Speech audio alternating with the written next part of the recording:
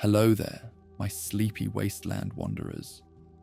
Tonight, we journey through the desolate beauty of the Fallout universe, where the ruins of civilization hold stories waiting to be told. I'll be your guide through these radioactive landscapes, sharing tales of survival, hope, and the quiet moments that exist even in the harshest environments. So get comfortable, dim your lights, and let the sounds of the wasteland carry you away. The gentle glow of your Pip-Boy will guide our path as we explore these forgotten places together. Now close your eyes and let your mind drift as we step into the world of Fallout, where dreams await beyond the wasteland horizon.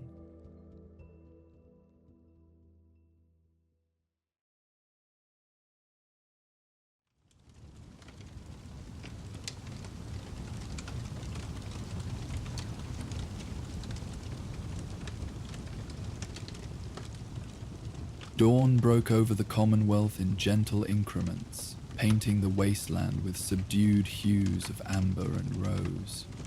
The rising sun transformed the bleak landscape, its warming rays softening the harsh edges of ruined buildings and casting long, peaceful shadows across the broken terrain.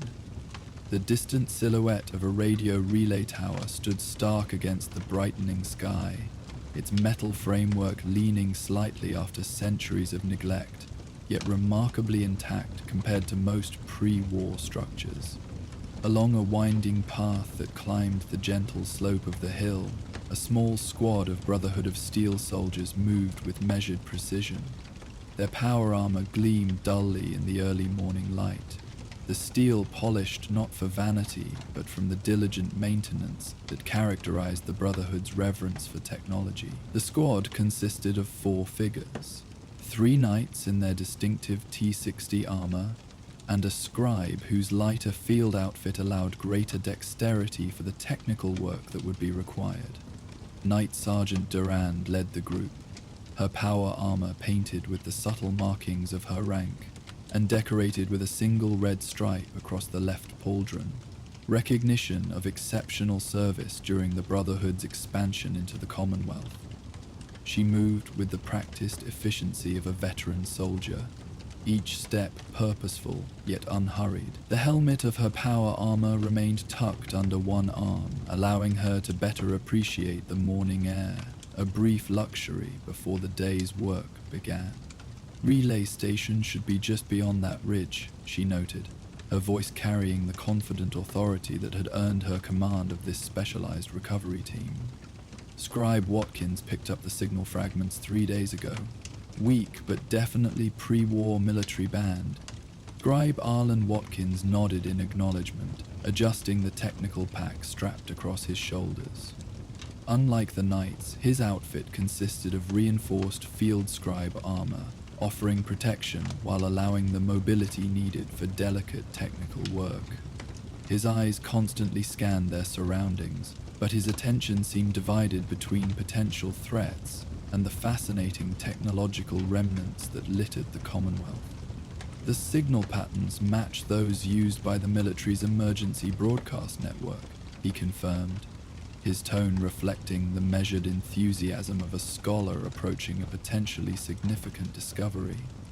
If the primary systems are intact, this relay could extend our communication range by 30, maybe 40 miles, particularly valuable in this northeastern quadrant where the mountain terrain blocks standard transmissions. Night Chambers, the squad's heavy weapons specialist, maintained a vigilant watch on their flanks as they ascended. His modified Gatling laser remained powered down but ready, its weight distributed by his power armor's frame as if it were no more burdensome than a standard rifle. Despite his imposing arsenal, his movements were surprisingly gentle, carefully avoiding loose stones that might create unnecessary noise. Area's been quiet since our preliminary patrol last week, he observed, his deep voice modulated by his helmet's speakers. Minimal wildlife activity, no signs of recent human presence. Could be our lucky day. The fourth member of their team, Knight Novak, carried a specialized toolkit in addition to her standard-issue laser rifle.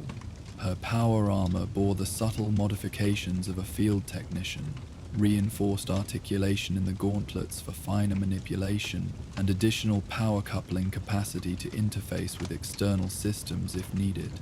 Though the junior member of the squad, her technical aptitude had made her an essential component of this particular mission. "I've studied the schematics for these relay stations," she offered as they continued their ascent. The primary systems were built to withstand significant trauma, even nuclear strikes, if they weren't at the epicenter. If the core processors remain intact, restoration is entirely feasible. As they crested the final rise, the relay station came fully into view. What had once been a modest but critical installation in America's communication infrastructure now stood in dignified decay. A single-story concrete structure surrounded by the delicate geometry of transmission equipment. Solar panels that had once powered auxiliary systems lay shattered across the ground like fallen leaves, while satellite dishes pointed skyward at angles never intended by their designers, bent by centuries of neglect and wasteland storms. Night Sergeant Durand raised a closed fist, and the squad halted with practiced synchronicity. For a long moment, they observed the station from their vantage point, searching for any signs of danger or occupation. The Brotherhood's experiences in the Commonwealth had taught valuable lessons about caution, even when approaching seemingly abandoned technology. "Standard approach formation," Durand directed after completing her assessment. "Chambers on the left flank, Novak right. Scribe Watkins maintain center position behind me. Weapons at low ready. Remember, our primary objective is recovery and restoration if possible. Let's avoid damage to any potentially functional equipment." The squad moved forward with practiced efficiency, spreading into the designated formation as they approached the station's perimeter. A chain-link fence that had once surrounded the facility had largely collapsed, providing no meaningful barrier to their entry. As they drew closer, more details emerged. Faded warning signs still clinging to posts, the weathered insignia of the United States Armed Forces barely visible above the main entrance, a communications array that had partially collapsed across the building's roof. Reaching the main entrance, Night Sergeant Durand examined the reinforced door that had protected the facility in the world before. Unlike many such structures they had encountered, this one remained sealed, its security measures still functioning after centuries, a testament to the engineering that had created it. "Novak, assessment," Durand requested, stepping aside to allow the technical specialist closer access. Knight Novak approached the control panel beside the door, brushing away decades of accumulated dust with an armored hand. Beneath lay a sophisticated lock system, a combination of physical and electronic measures designed to restrict access to authorized personnel. "Military-grade security system, still drawing power from somewhere," she observed, her tone reflecting professional appreciation rather than concern. "That's actually promising for what we might find inside. I can bypass without damaging the mechanism, but it will take a few minutes." "Proceed," Durand confirmed. "Chambers, establish perimeter watch. I want to know if anything larger than a bloatfly approaches while we're focused on entry." As Knight Novak worked on the security system, Scribe Watkins took the opportunity to examine the external components of the relay. His practiced eye identified transmission equipment, weather sensors, and backup power systems, each catalogued mentally for potential salvage or restoration. Most promising was the main transmission array, which, despite its precarious angle, appeared structurally sound. "Primary transmission equipment shows minimal degradation," he reported, genuine excitement creeping into his otherwise professional tone.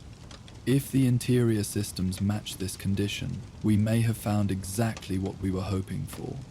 A soft electronic tone from the door panel interrupted further assessment.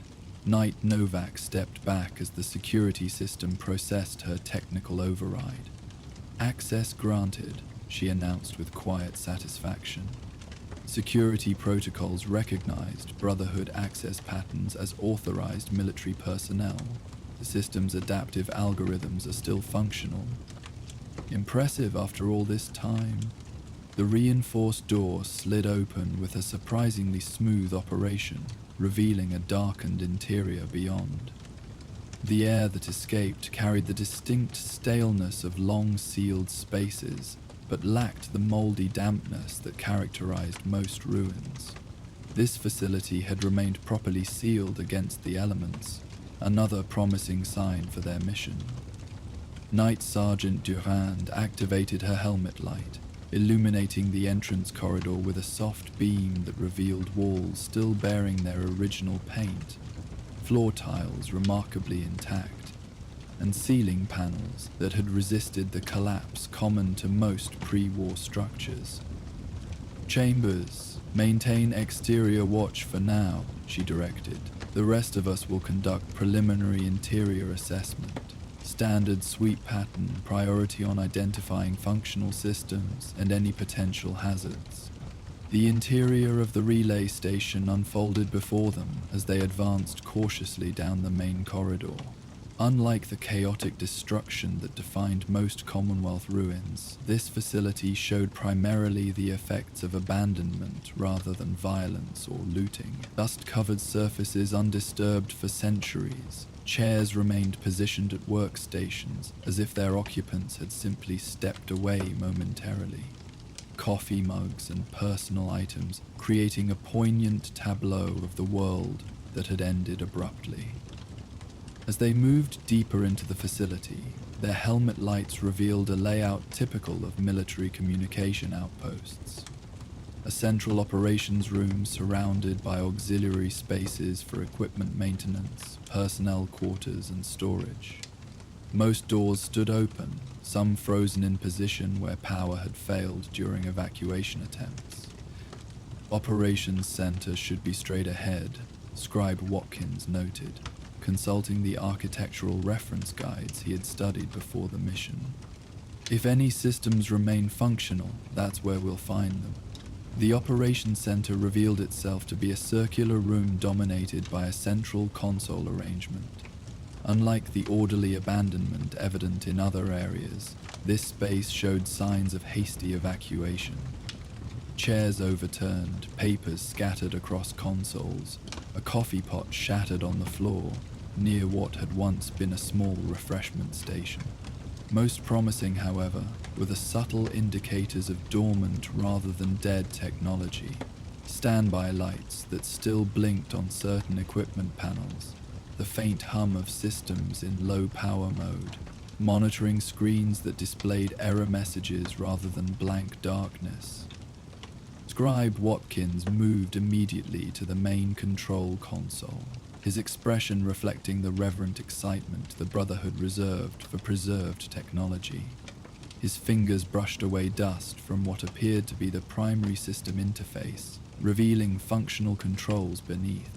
"Remarkable," he breathed, the word carrying genuine awe. "Main systems are in standby mode, not catastrophic failure. They've been drawing minimal power from the emergency reserves for centuries. These systems were built to endure." Knight Novak joined him at the console, her technical expertise complementing the scribe's broader knowledge. "Power management systems reconfigured to essential functions only," she observed. "The facility's designers implemented proper shutdown protocols before evacuation. That's why so much remains intact." Night Sergeant Durand maintained her vigilant watch position while the technical specialists began their assessment, her training too ingrained to relax even in what appeared to be a secure environment. Her patience was rewarded moments later when a soft shuffling sound echoed from a darkened doorway across the operations center. "Movement," she announced quietly. her laser rifle raising smoothly to a ready position. Possible hostile adjacent room. The shuffling intensified, accompanied by the distinctive labored breathing that identified the threat before it emerged. The unmistakable sound of feral ghouls, humans transformed by radiation into mindless, aggressive entities. The Brotherhood encountered them frequently throughout the Commonwealth, sad remnants of those who had survived the initial nuclear devastation, only to gradually lose their humanity to radiation's effect. Continue your assessment, Durand instructed the technical team, her voice calm but authoritative. I'll address the potential threat.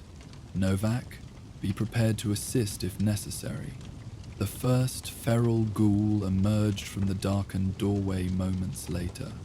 Once human, now a withered figure moving with the jerky aggression characteristic of its kind.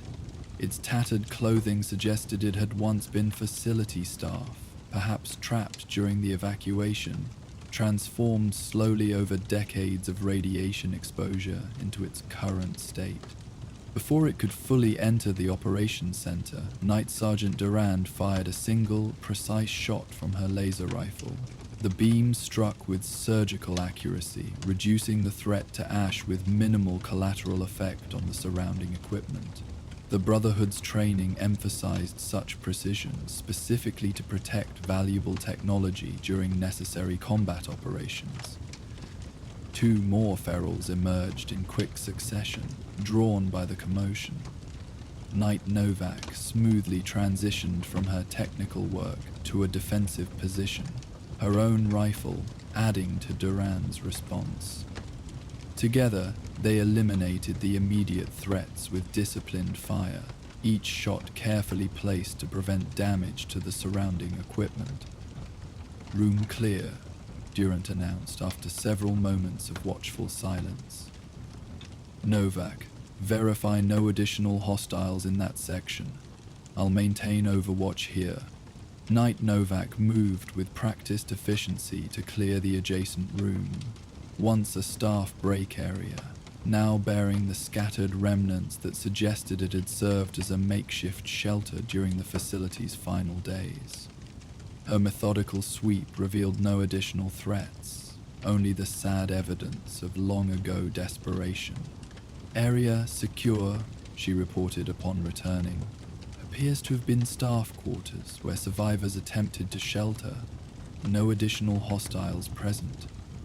Her tone carried the professional detachment necessary for Brotherhood operations, but with the underlying respect for human loss that separated Brotherhood Knights from mere scavengers. With immediate security established, Night Sergeant Durand radioed Night Chambers to provide a situation update and confirmed the exterior remained secure. Satisfied with his report, she shifted focus to the primary mission, rejoining Scribe Watkins at the main console, where he had continued his assessment throughout the brief engagement. "What's our status, Scribe?" she inquired, her tone shifting from tactical to technical focus with practiced ease. "Extremely promising," Watkins replied, genuine excitement evident despite his professional demeanor. "Primary transmission systems are intact, processors functional but in standby mode. The facility implemented proper power conservation protocols during evacuation, which preserved core functionality. With appropriate power restoration, I believe we can bring the main relay online." Knight Novak rejoined them, adding her technical assessment. "Auxiliary power systems are damaged beyond repair, but the primary reactor appears to be in cold shutdown rather than failure state. If we can safely reinitialize it, we should have sufficient power for full operations." Night Sergeant Durand considered this information with the measured evaluation the Brotherhood applied to all recovery operations. Restoration timeline estimate. With our current team and equipment, approximately 4 to 6 hours for basic functionality, Scribe Watkins projected. Perhaps another day for optimal operation. The most time-consuming aspect will be safely bringing the reactor online after centuries of dormancy. Durand nodded, decision made. Proceed with restoration. I'll contact the Pridwin to update Elder Maxon and request an extended deployment authorization. Chambers and I will establish a secure perimeter to ensure your work proceeds without interruption. With roles established, the team transitioned smoothly into their restoration operation. Night Chambers was called inside to assist with moving heavier equipment components, while Night Sergeant Durand established a defensive position that allowed her to monitor both external approaches and the team's progress. Scribe Watkins and Knight Novak worked in comfortable tandem, their complementary expertise creating an efficient restoration process. The scribe's broader knowledge of historical systems guided overall strategy, while Novak's technical specialization addressed the practical challenges of reactivating long-dormant technology. The morning progressed into early afternoon as they worked, sunlight shifting through broken sections of the roof to illuminate different portions of the operations center. The atmosphere within the facility transformed gradually from abandoned ruin to active work site, the Brotherhood team bringing purposeful energy to spaces that had known only silence for centuries. Knight Novak focused on the power systems, carefully following the facility's original restart protocols, with modifications necessitated by age and condition. Her power armor's gauntlets moved with surprising delicacy among delicate components, disconnecting corroded sections and replacing them with compatible parts from their supply kit. Reactor diagnostics are encouraging, she reported after completing a thorough assessment. Coolant systems retained partial functionality even in dormancy. With the replacement regulators we brought, I can establish a stable power flow to the main systems without risking overload. Meanwhile, Scribe Watkins methodically restored the communications array, periodically consulting technical documents on his personal terminal. His expression reflected the focused concentration of someone performing work they genuinely valued, not merely completing a mission, but preserving knowledge and capability that might otherwise be lost forever. The encryption modules are intact, he noted with particular satisfaction. Military-grade security with autonomous adaptive algorithms. Once operational, this relay will provide not just extended range, but significantly enhanced transmission security, a valuable asset for Brotherhood operations in this region. As afternoon stretched toward evening, their efforts began showing tangible results. Sections of the operations center illuminated as power was carefully restored to essential systems. Monitoring screens flickered to life, diagnostic programs running automatically as dormant processors reactivated after centuries of sleep. Night Sergeant Durand divided her attention between security vigilance and progress assessment, occasionally offering assistance when heavy components needed repositioning. Her leadership style emphasized competent autonomy, trusting her specialists to perform their functions while maintaining the structural discipline that defined Brotherhood operations. Elder Maxon has authorized our extended deployment, she informed the team during a brief pause for sustenance. Brotherhood rations consumed with the practical efficiency of those accustomed to field operations. A vertibird will deliver additional supplies and technical equipment at dawn tomorrow. Our mission parameters now include full restoration and integration of this relay into Brotherhood communication networks. This news brought visible satisfaction to the technical specialists, confirming that their initial assessment of the facility's value had been validated by Brotherhood leadership. Such recognition carried significant meaning within their organization's strict meritocracy. As evening approached, the operations center had transformed remarkably. What had begun as a dusty relic now hummed with purposeful electronic life, lights illuminating workstations where Brotherhood personnel had replaced long-gone military operators. The central console displayed active diagnostics, system by system confirming functionality or identifying components requiring replacement. Primary power stabilized, Knight Novak announced with professional satisfaction, operating at 40% capacity, which exceeds minimum requirements for communication functions. With the additional components arriving tomorrow, we should achieve optimal performance levels. Scribe Watkins looked up from the communication console where he had been methodically testing subsystems. Transmission array is accepting power and completing self-diagnostics. No critical failures detected in the signal processing modules. We should be able to attempt a test transmission within the hour. Knight Sergeant Durand acknowledged this progress with a nod of approval. Excellent work, both of you. Chambers and I will complete another perimeter sweep before dark, then establish overnight watch rotations. Continue with your restoration protocols. As twilight gathered outside, casting long shadows through the broken sections of roof, the operations center took on an almost reverent atmosphere. The soft illumination of restored monitors created pools of blue-green light, while the gentle hum of functioning machinery provided a soothing acoustic backdrop to their continued work. Knight Novak carefully adjusted power distribution settings, ensuring stable flow to essential systems, while preventing overload to components weakened by age. Her movements demonstrated the precision the Brotherhood cultivated in its technical specialists. Each adjustment considered, each connection secured with meticulous attention to detail. Power harmonics stabilizing, she reported, satisfaction evident despite her professional tone. The system is accepting our calibrations. These pre-war engineers built remarkable redundancy into their designs. And Scribe Watkins nodded agreement as he continued his methodical work at the communications console. Military infrastructure from this era represented the pinnacle of American engineering, designed to maintain functionality even under nuclear attack conditions. Their foresight is the only reason any of this remains viable after centuries of abandonment. This shared appreciation for pre-war technology, not merely for its utility but for the human ingenuity it represented, formed one of the fundamental bonds within Brotherhood culture.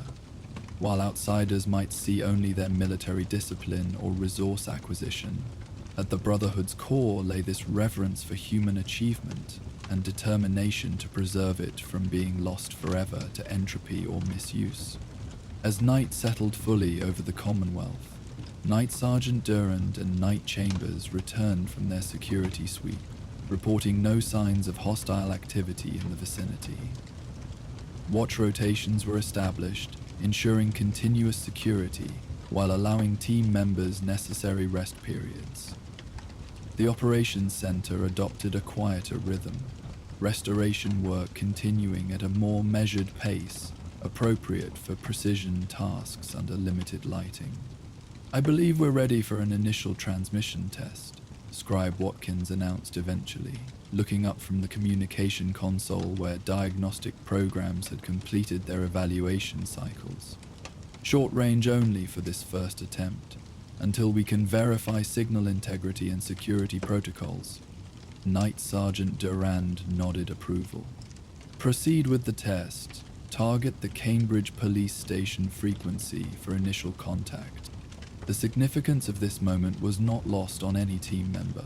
If successful, this would transform a forgotten relic into a valuable Brotherhood asset, extending their communication capability throughout a region where terrain had previously limited effective coordination between outposts. Scribe Watkins initiated the transmission sequence with careful precision. Each command entered with the measured deliberation of someone performing an important ceremony rather than merely activating machinery. The console responded with soft electronic acknowledgements, status indicators changing from amber standby to active green as systems engaged.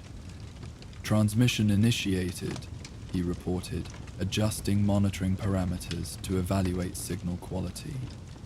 Cambridge frequency targeted. Signal strength, good.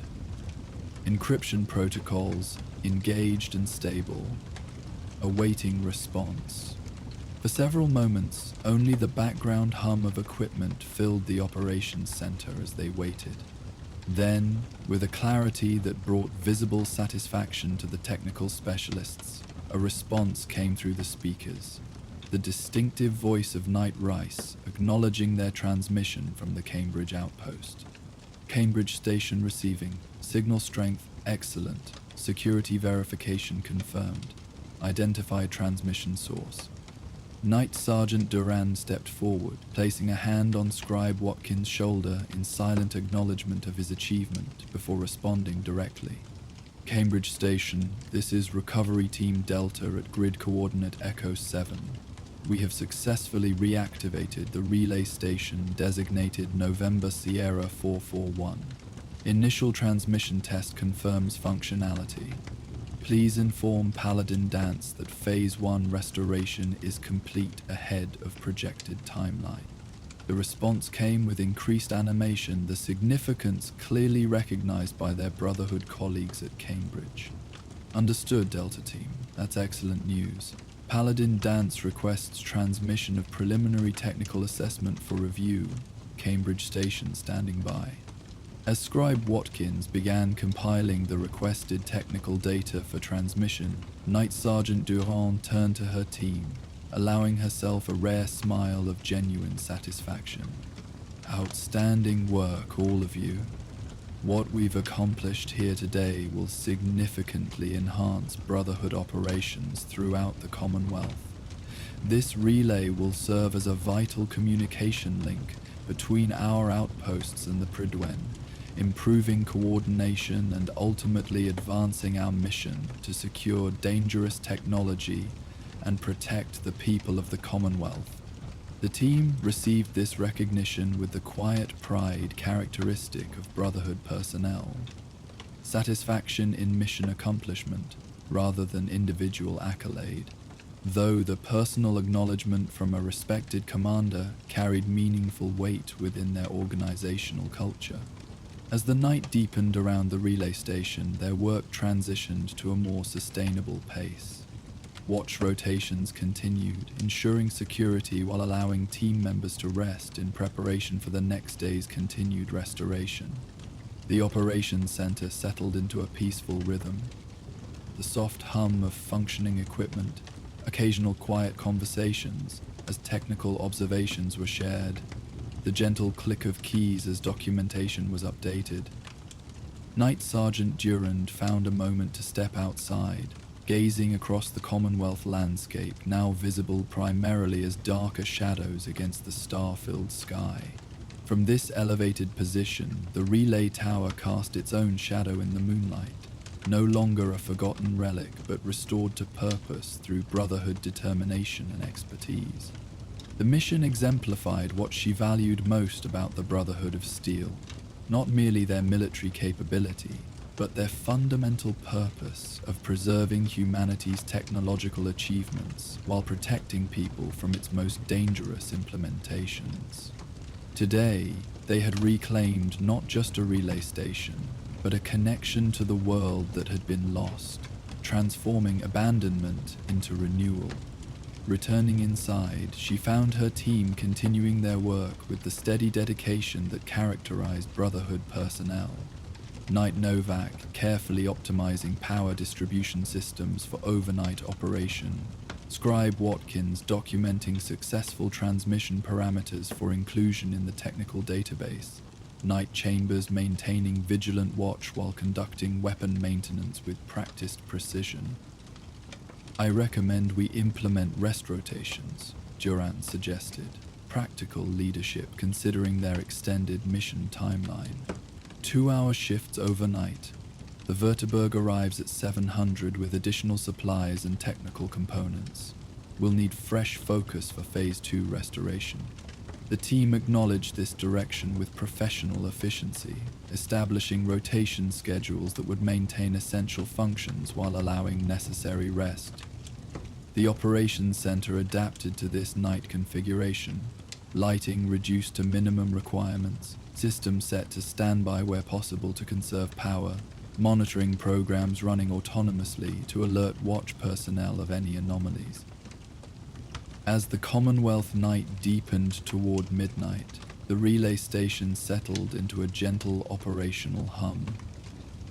Within the once abandoned structure, Brotherhood purpose had brought renewal, not erasing the history written in its dust-covered surfaces and abandoned personal items, but adding a new chapter where forgotten technology found fresh purpose serving humanity's difficult recovery. Scribe Watkins, taking a rare moment of reflection before his designated rest period, captured this sentiment in his personal log entry. Technical restoration proceeds beyond initial projections. More significant, however, is what this successful recovery represents, the Brotherhood's mission distilled to its essence. We have reclaimed knowledge that might otherwise have been lost forever, preserved technological achievement from being surrendered to entropy, and transformed abandonment into renewed purpose.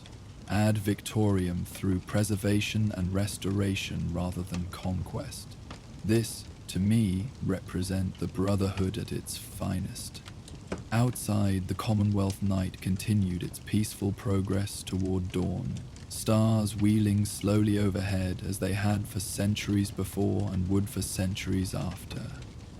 The relay tower stood silhouetted against this cosmic backdrop, its distinctive geometry once again serving its intended purpose, connecting scattered points of humanity across challenging terrain, bridging distances with invisible signals carrying human knowledge and coordination. Within the operations center, the night sergeant allowed herself a moment of quiet satisfaction as she observed her team during her watch rotation. The Brotherhood of Steel had been created to preserve humanity's achievements while protecting people from technology's most dangerous implementation. Today's mission embodied that purpose perfectly. Not weapons recovery or hostile engagement, but the thoughtful restoration of beneficial technology that would enhance their ability to safeguard the Commonwealth's struggling communities. As the deepest hours of night yielded gradually toward pre-dawn, the relay station hummed with renewed purpose, its systems once again performing the functions for which they had been designed centuries before.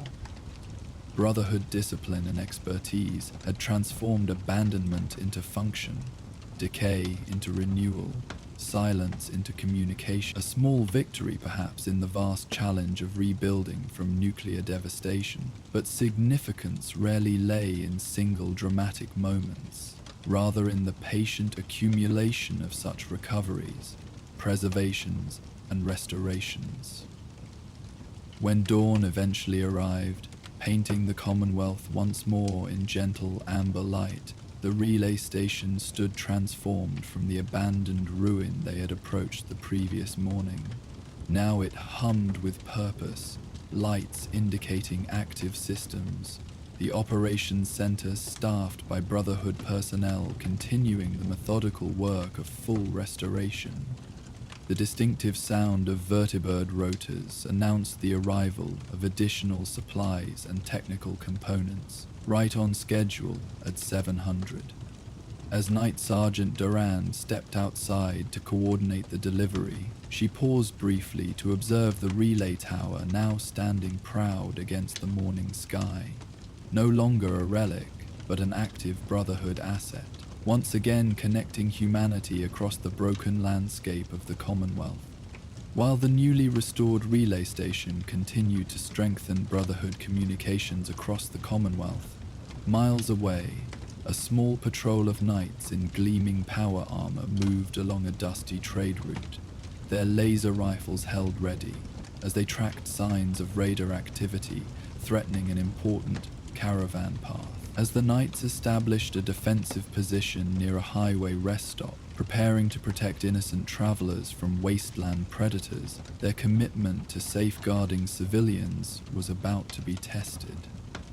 As night falls on our Brotherhood scribes restoring the relay tower, our next tale beckons from the dangerous trade routes where armored protectors stand vigilant. Join us for Guardians of the Caravan. The Commonwealth afternoon stretched endlessly across the horizon, the sun hanging in a sky of faded blue, casting its golden light over a landscape transformed by nuclear devastation and the slow reclamation of nature. Heat rose in visible waves from the cracked asphalt of the ancient highway, creating shimmering mirages that danced before disappearing as one approached. Dust devils swirled occasionally across the broken pavement, brief spirals of motion in an otherwise still world. Along this weathered route, a Brotherhood of Steel patrol moved with disciplined precision. 4 soldiers in power armor, their T-60 suits maintained to the exacting standards that defined their organization, created a diamond formation as they traversed the exposed highway. Their movements carried the subtle weight of purpose rather than urgency, a mission undertaken with the measured confidence of those who understood both their capabilities and responsibility. Paladin Brandis led the patrol, his armor distinguished by the officer's markings painted across the left pauldron and a red stripe along the helmet that identified him as a veteran of multiple campaigns. Unlike some Brotherhood officers who remained permanently stationed at secure outposts, Brandis preferred field operations, direct engagement with the Brotherhood's mission to secure dangerous technology and protect Commonwealth civilians from the wasteland's many threats. Junction should be just beyond that rise, he noted, his voice carried to his team through the internal communication system integrated into their armor. According to our intelligence, the caravan routes intersect there. If our information is correct, the Abernathy trading group should be passing through within the next few hours. Knight Lucius Rodriguez nodded within her helmet, the gesture unseen, but the acknowledgement transmitted through a subtle communication ping. As the patrol's scout, she moved slightly ahead of the formation, her modified armor sacrificing some protection for enhanced mobility. The laser rifle she carried remained at low ready, prepared for trouble but not anticipating immediate threat. Confirmed, sir. I've observed this route 3 times in the past month. The trading caravans use the old highway rest stop as a waypoint. Good defensive position, access to what remains of the sanitation facilities, partially intact roof structures for shelter. Logical gathering point. The other 2 members of the patrol maintained vigilant watch on their respective sectors. Knight Sergeant Tavers, a heavy weapons specialist carrying a modified Gatling laser, monitored their western flank, where ridgelines and scattered ruins could conceal potential hostiles. Knight Peterson, the team's technical specialist and medic, maintained awareness of their eastern exposure while also monitoring the squad's biometric data through his armor's enhanced sensor package. "Sins all nominal," Peterson reported calmly. "External radiation levels within acceptable parameters, though showing slight elevation near that cluster of damaged vehicles ahead. Recommend maintaining current course rather than investigating more closely." Paladin Brandis acknowledged this assessment with a subtle command ping. The Brotherhood's discipline was built on this foundation of specialized knowledge properly applied, each member contributing their expertise to collective success, hierarchical yet collaborative in execution. As they crested the gentle rise in the highway, the junction came into view below. What had once been a standard highway rest area, designed to serve travelers in the world before the bombs, now stood as a lonely outpost in the wasteland expanse.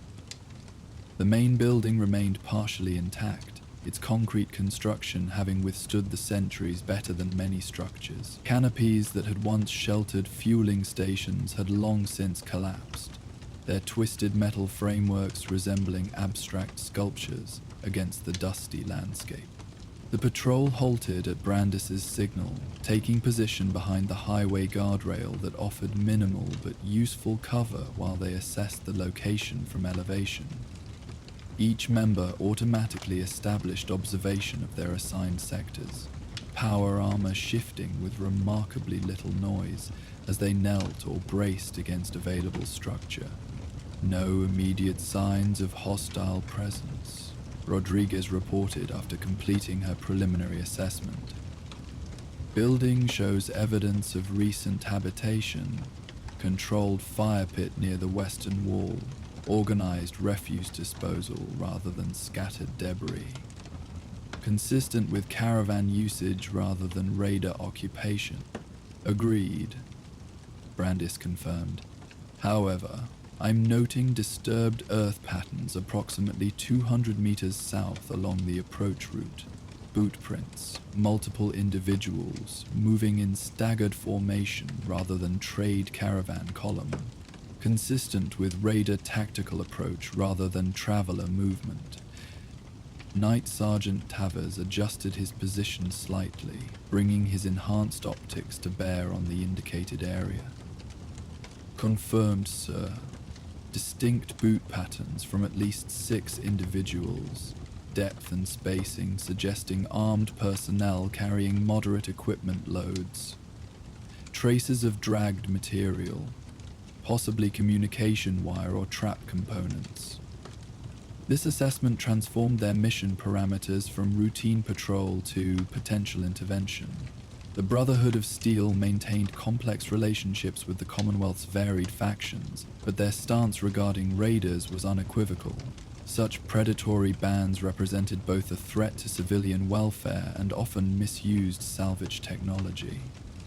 Protecting trade caravans from such hostile elements aligned perfectly with Brotherhood objectives. Change of mission, Paladin Brandis announced, his tone remaining measured despite the tactical shift. We will secure the rest stop in advance of the caravan's arrival. If raiders have established an ambush position, we will neutralize the threat before civilian traders enter the engagement zone. Standard rules of engagement apply. Identified hostile forces only, minimize collateral damage to potentially valuable technology or infrastructure. The patrol acknowledged these orders with practiced efficiency, already mentally adapting their approach based on the new parameters. They descended from their observation position using a disciplined leapfrog movement, 2 members advancing while 2 provided overwatch, then alternating to maintain maximum security during approach. As they drew closer to the rest stop, more details emerged that supported their assessment of imminent threat. Subtle disturbances in the natural debris pattern suggested recent movement through concealed approaches. Small cairns of stacked stones marked positions that would provide interlocking fields of fire across the caravan's likely resting area. Most tellingly, a barely visible length of wire stretched across one entry point, the crude but effective triggering mechanism for an improvised explosive device.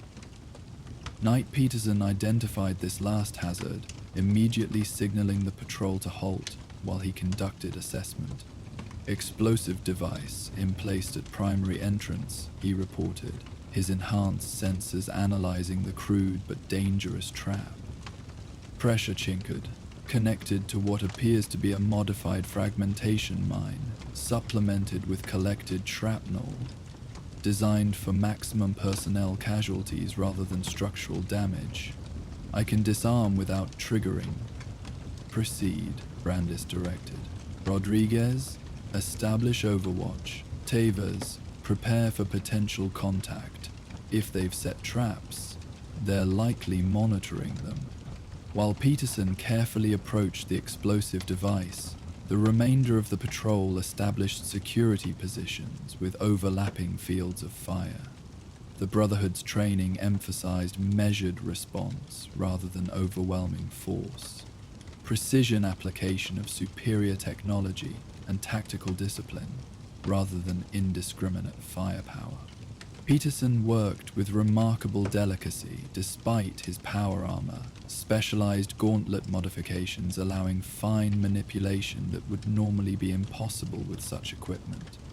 His movements were methodical and unhurried, the patience of someone who understood that proper procedure was more important than speed when dealing with explosive devices.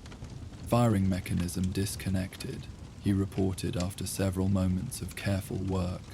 Mine removed and secured. Recommend we retain the device for proper disposal rather than attempting field destruction. Technical assessment may provide intelligence on Raider Group equipment capabilities. With the immediate threat neutralized, the patrol continued their approach to the rest stop building itself. They moved with the coordinated precision that distinguished Brotherhood operations, covering each other's blind spots, maintaining appropriate spacing to avoid creating concentrated targets, communicating through subtle armor signals that required no verbal exchange. The rest stop structure revealed itself to be in better condition than most Commonwealth buildings of similar age. The concrete construction had weathered the centuries reasonably well, with most damage concentrated in the roof sections, where lighter materials had succumbed to weather and time. The interior would likely offer decent shelter, exactly why caravans had established it as a regular waypoint on their routes. "Contact," Rodriguez announced suddenly, her voice calm but alert through the communication system. Movement in the tree line approximately 150 meters southeast. Multiple individuals attempting to establish concealed firing positions. Paladin Brandis processed this information instantly, correlating it with his own assessment of the tactical situation. Confirmed. I count 6, possibly 7 personnel establishing classic ambush formation. Their position suggests they were planning to allow the caravan to enter the rest stop before engaging, maximizing confusion while eliminating escape routes. The Brotherhood patrol now faced a tactical decision. They could immediately engage the Raider Group using their superior firepower and protection to eliminate the threat directly. Alternatively, they could establish their own counter-ambush position, allowing them to protect the caravan more effectively when it arrived, while potentially capturing rather than killing the hostiles. "We'll establish defensive positions within and around the rest stop structure," Brandis decided after brief consideration. "Our primary mission is caravan protection, not raider elimination. By controlling the strategic location, we can prevent civilian casualties while maintaining tactical advantage. Rodriguez, find an elevated position with good sight lines. Peterson, verify the structure is free of additional traps. Tavers, establish heavy weapons cover for the primary approach route." The patrol dispersed to their assigned positions with efficient precision. Knight Rodriguez located a partially collapsed second-floor section that provided excellent observation while maintaining cover. Peterson conducted a methodical sweep of the building interior, finding and disarming 2 additional traps, crude but potentially lethal devices that would have caused significant casualties among unarmored caravan personnel. "Structure secured," he reported after completing his inspection. Evidence suggests raiders conducted preliminary infiltration approximately 18 hours ago, establishing traps before withdrawing to staging positions.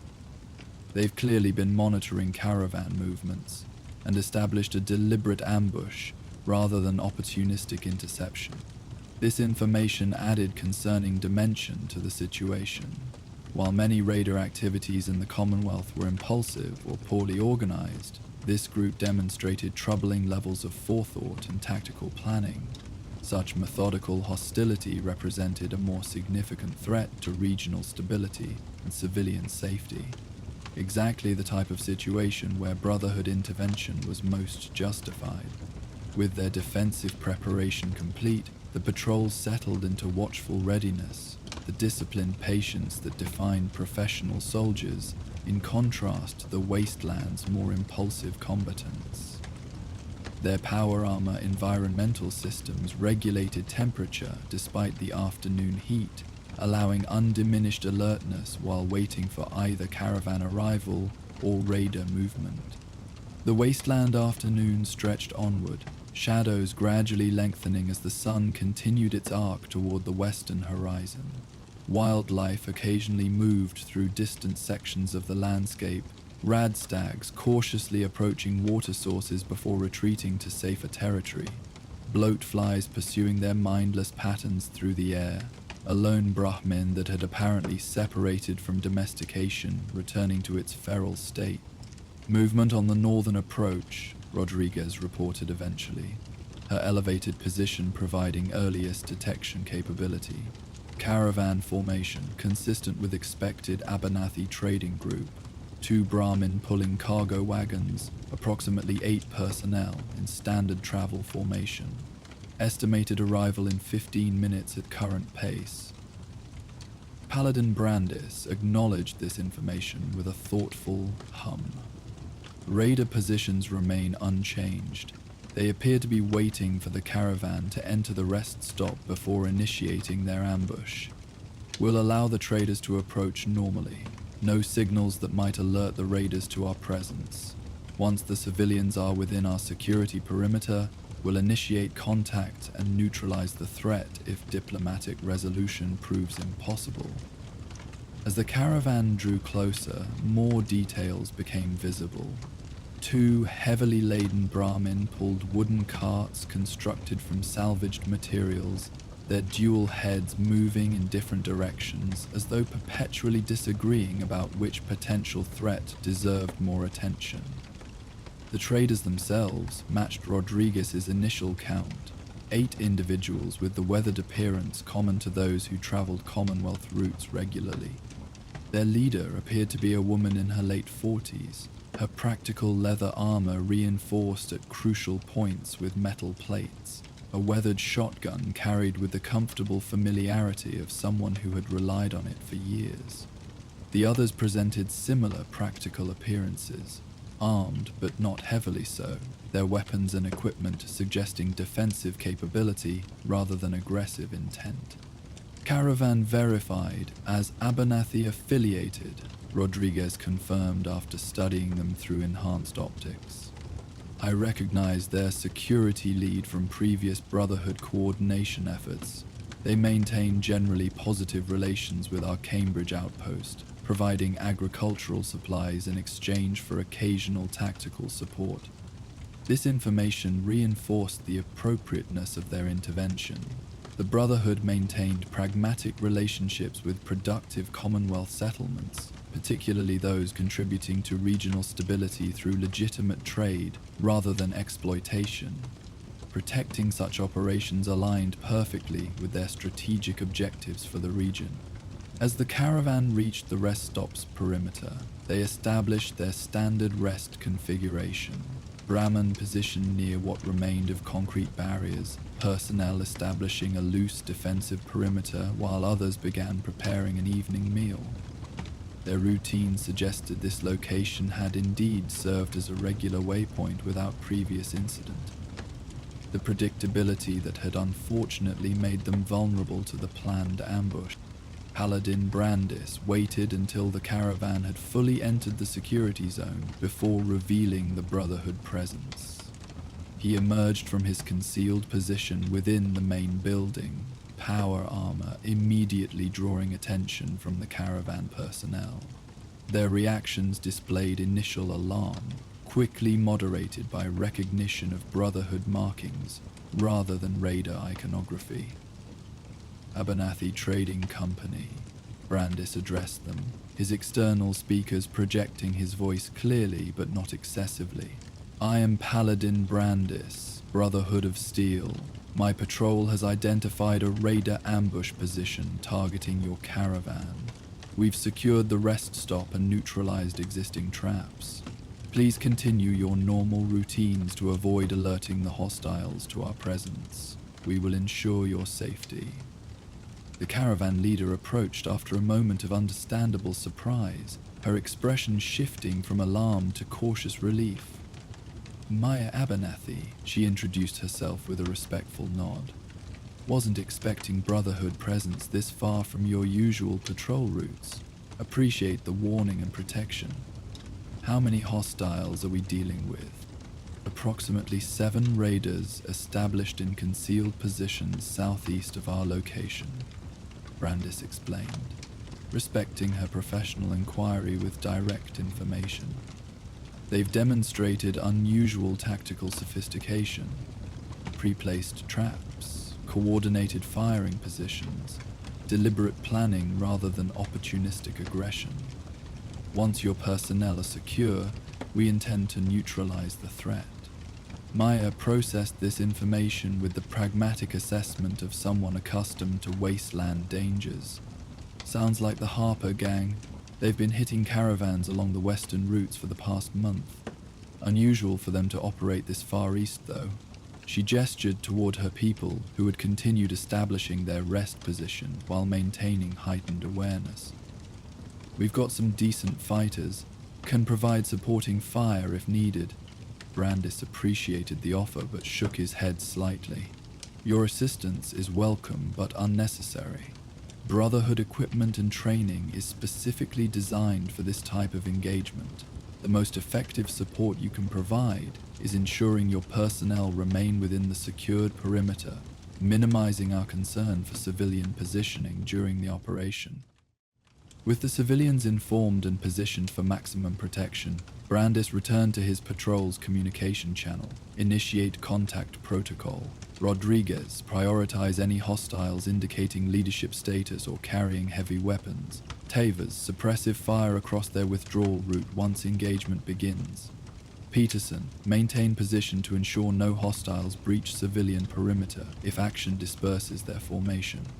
When possible, we'll attempt surrender communication, Brandis added, reflecting Brotherhood protocol regarding wasteland civilians, even hostile ones. However, given their demonstrated intent to harm civilians and previous trap emplacement, we classify them as threat level 2. Respond appropriately if they choose engagement over surrender. With positions verified and civilians secured, Paladin Brandis initiated the operation by establishing direct communication with the hidden raider group. His armor's external speakers projected his voice with clarity that would easily reach their concealed positions. Attention personnel in the southeast tree line. This is Paladin Brandis of the Brotherhood of Steel. Your ambush position has been identified and neutralized. Your traps have been disarmed.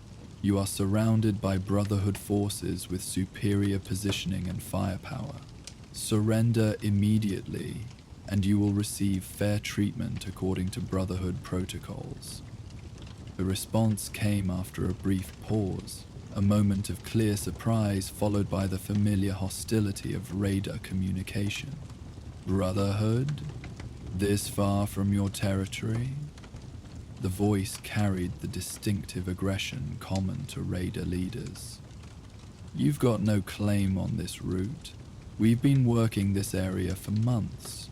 Back off and let us handle our business with the traders, and maybe we don't have to see what's inside that fancy armor of yours. This is your final opportunity to surrender, Brandis responded, his tone remaining even despite the implied threat. The Brotherhood of Steel protects civilian traders and technological assets throughout the Commonwealth. Your continued hostile intent leaves us no choice but to respond with appropriate force. The raiders' answer came in the form of a hastily fired shot. A visible muzzle flash from their concealed position, followed by the distinctive crack of a hunting rifle. The round impacted harmlessly against a concrete barrier several feet from Brandis's position, demonstrating both hostile intent and poor fire discipline. Engage, Brandis commanded simply. The Brotherhood patrol responded with coordinated precision that demonstrated the vast capability gap between their professional military training and the raiders' aggressive desperation.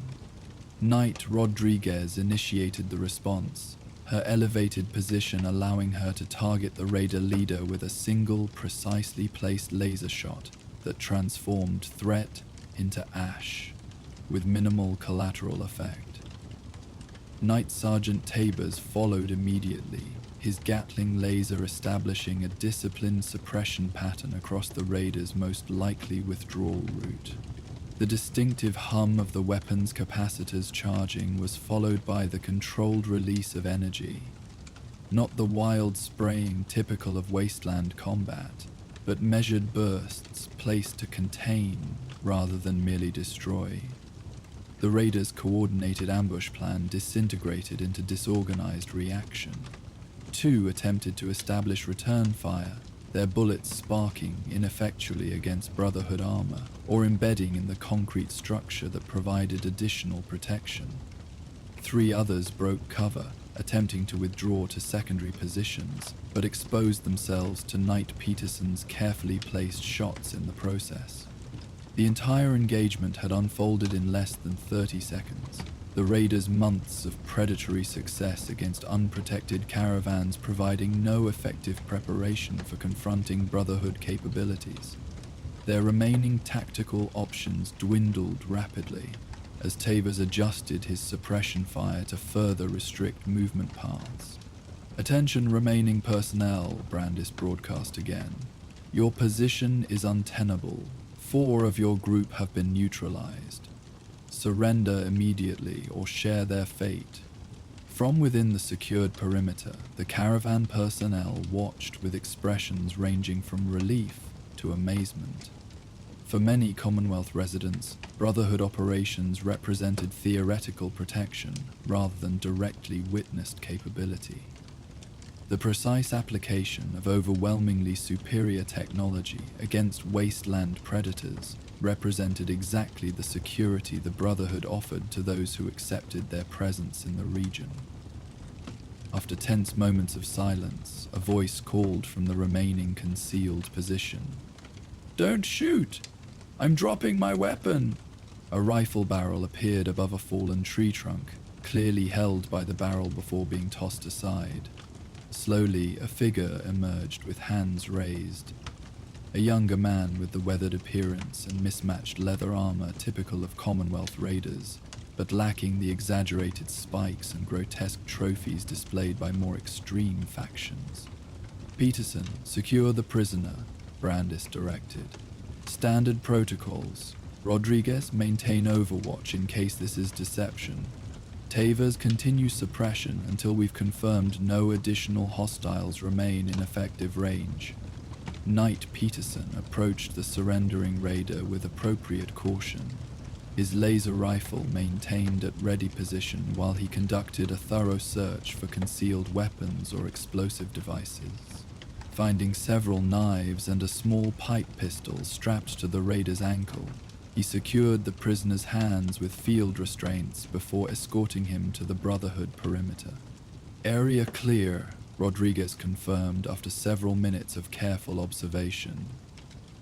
"No movement detected in primary or secondary positions. Thermal scanning shows no additional human signatures within threatening range."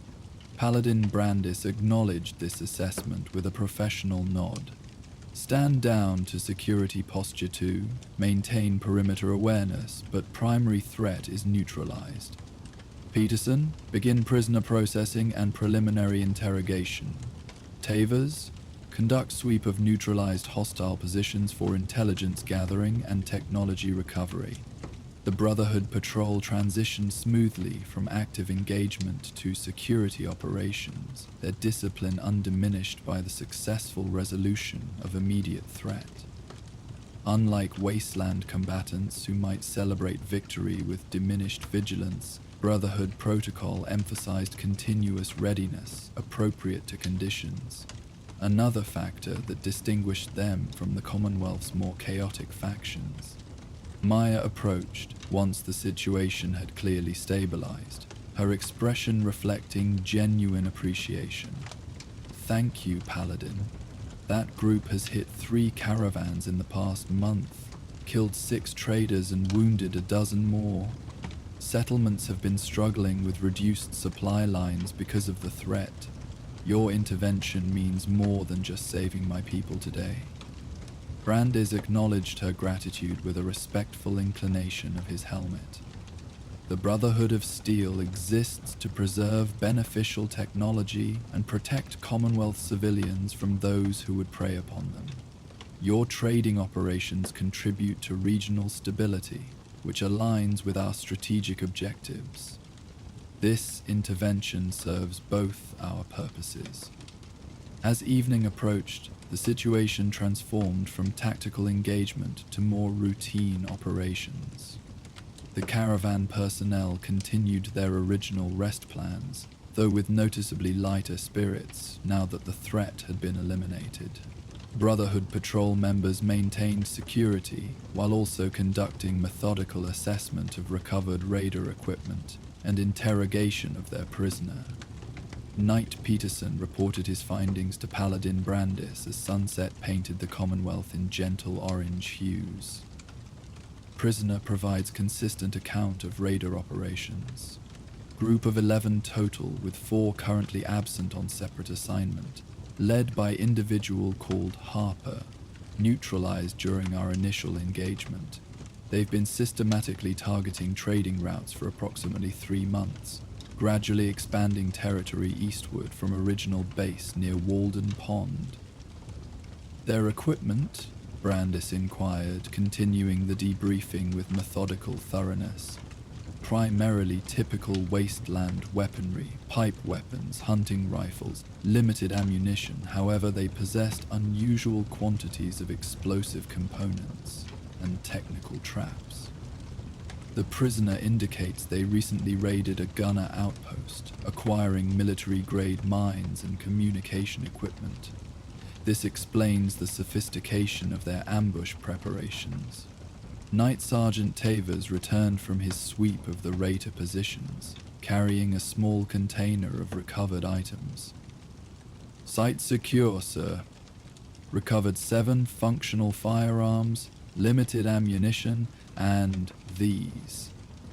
He opened the container to reveal several technical components: military-grade communication devices, explosive triggers, and what appeared to be part of a targeting system. Evidence supports the prisoner's account of gunner equipment acquisition. These components represent concerning technological proliferation among hostile wasteland elements. This discovery reinforced the appropriateness of Brotherhood intervention. While protection of civilian caravans aligned with their secondary objectives, preventing dangerous technology from spreading among wasteland predators represented their primary mission. The recovered components would be transported to Brotherhood facilities for proper assessment and secure storage. As night settled more fully across the Commonwealth, the rest stop transformed from tactical engagement zone to secure waypoint. Fires were lit for cooking and warmth, their gentle illumination creating pools of light against the gathering darkness. Caravan guards established standard watch rotations, though with notably reduced tension given the Brotherhood presence that supplemented their security.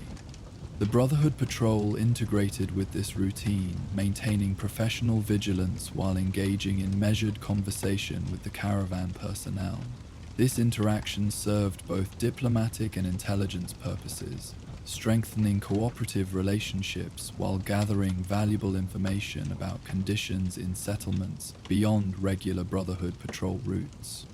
Maya shared insights gained through her extensive travel network, while they shared a simple meal of Brahmin stew and cornbread. Settlements have been struggling with coordination, she explained. Without reliable communication, it's difficult to establish consistent trading patterns or mutual defense arrangements. Raiders exploit these gaps, targeting areas between protective spheres. Brandis listened with genuine interest, recognizing both the human impact and strategic implications of these observations. The Brotherhood has been establishing communication relay stations throughout the Commonwealth, he noted, sharing non-classified information that might benefit civilian welfare. A patrol recently restored a pre-war relay northeast of this position. Once fully operational, it should extend communication capability between settlements in this region. Improved coordination reduces vulnerability to precisely the type of predatory behavior we encountered today. This exchange exemplified the potential symbiosis between Brotherhood objectives and civilian needs, technological restoration serving both military communication requirements and enhanced civilian security simultaneously. Such mutual benefit represented the most sustainable path for Brotherhood operations in the region, creating cooperative relationships rather than dependent subjugation or unnecessary conflict. As the night progressed toward midnight, watch rotations continued with practiced efficiency.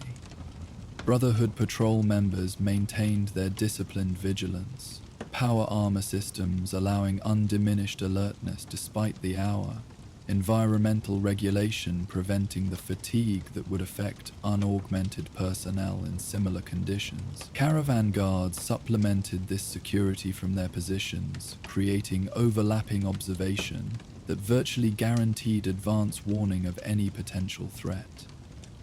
The captured raider had been secured within the main building, restrained but treated according to Brotherhood protocols regarding prisoners. Provided water, basic medical attention for minor injuries sustained during capture, and secure containment without unnecessary discomfort. He would be transferred to Brotherhood custody when the patrol returned to established territory, facing questioning regarding further raider operations before potential release or detention depending on assessment of individual threat level. Dawn eventually arrived with the distinctive quality of light that precedes direct sunrise, a gradual illumination that revealed the world in gentle increments.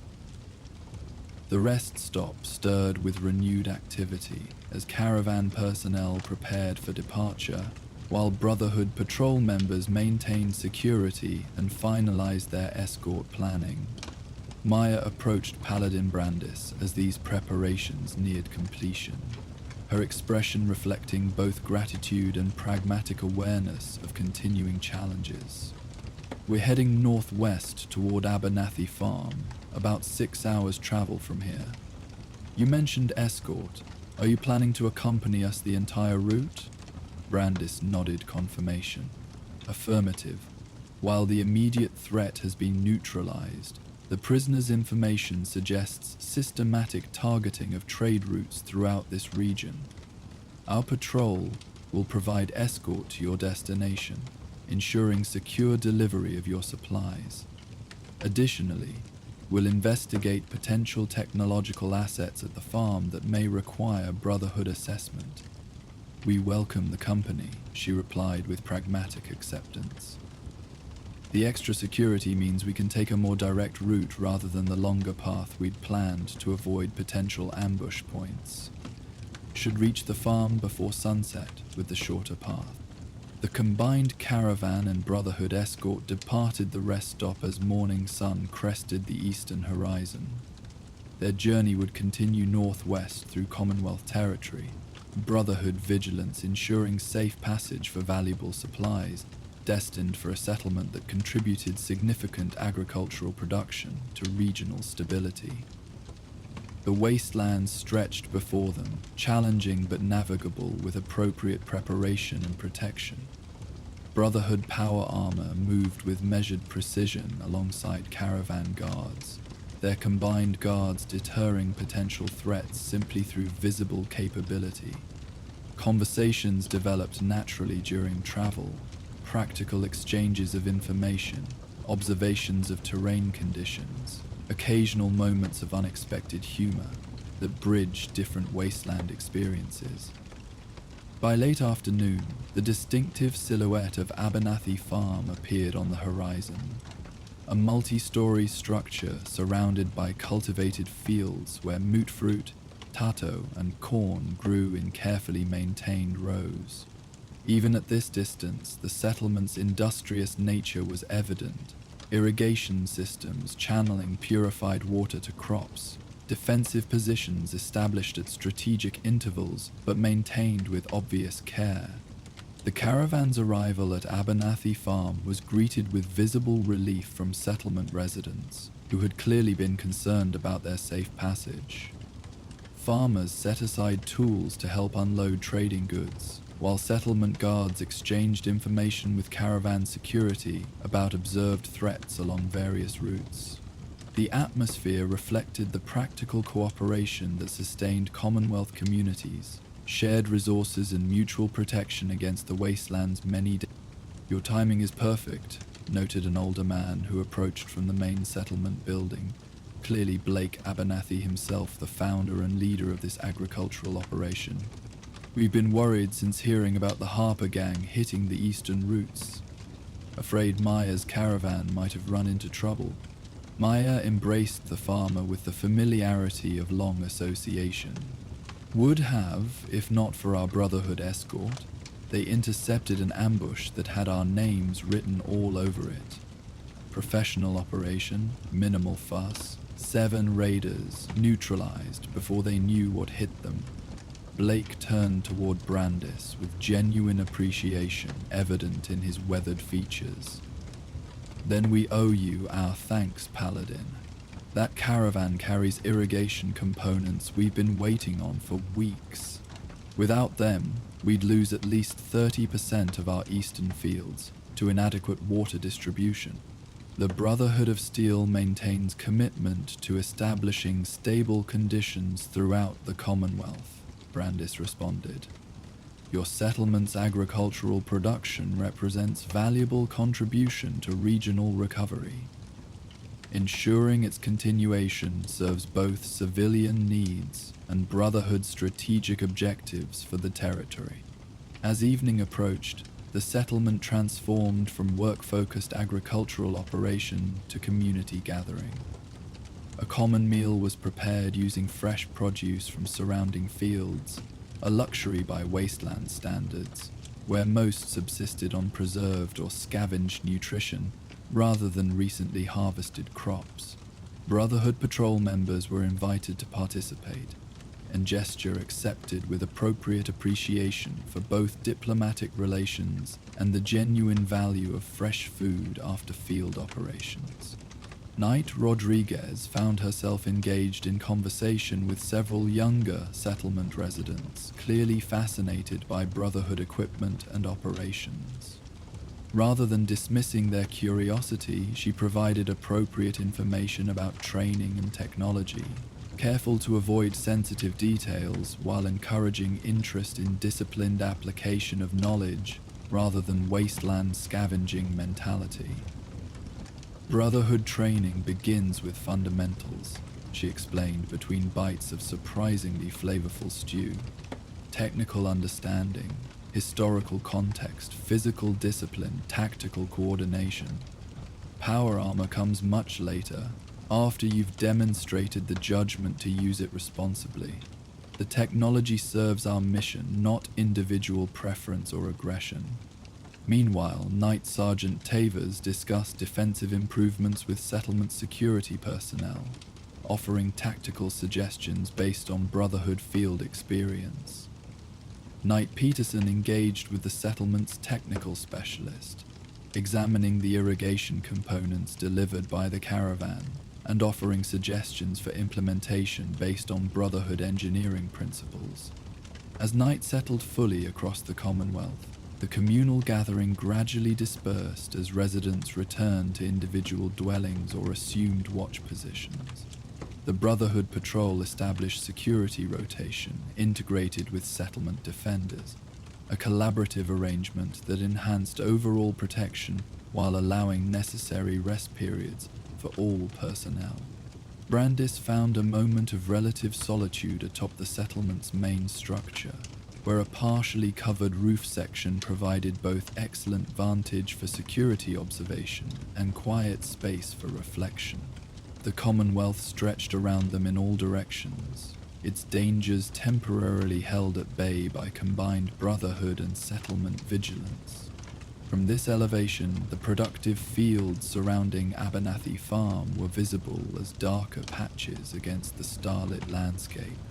Testament to human determination to rebuild, rather than merely survive in the wasteland's harsh conditions. Similar points of reclamation existed throughout the Commonwealth, gradually expanding their influence against chaos and devastation.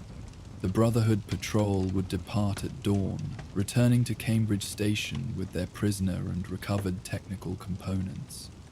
This successful operation would be documented in Brotherhood records, another implementation of their mission to preserve beneficial technology while protecting Commonwealth civilians from those who would prey upon them. The caravan route would remain secure for the immediate future. Settlements would receive needed supplies, and agricultural production would continue supporting regional stability. While the Brotherhood patrol continued their night watch at Abernathy Farm, elsewhere in the Commonwealth, a different type of Brotherhood mission was unfolding.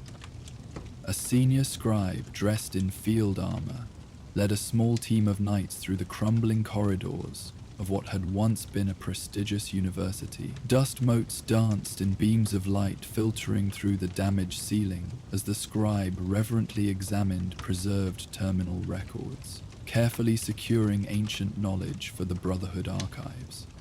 As our knights rest after their successful caravan escort, their duty fulfilled, our next tale beckons from the hallowed halls of forgotten learning. Join us for Scribe's archival mission.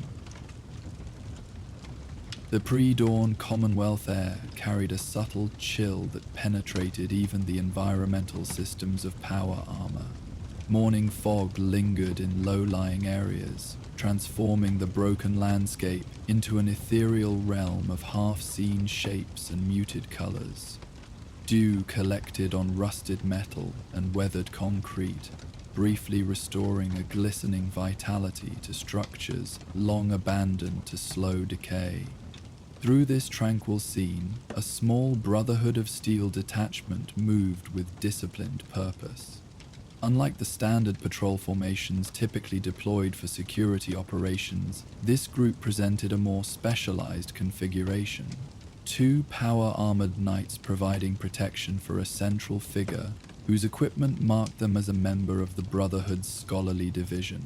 The distinctive robes of a senior scribe, reinforced with field armor plating, identified not just rank but function within the Brotherhood's carefully structured hierarchy. Senior scribe Eileen Hylan led this mission with the focused determination that characterized her approach to knowledge acquisition.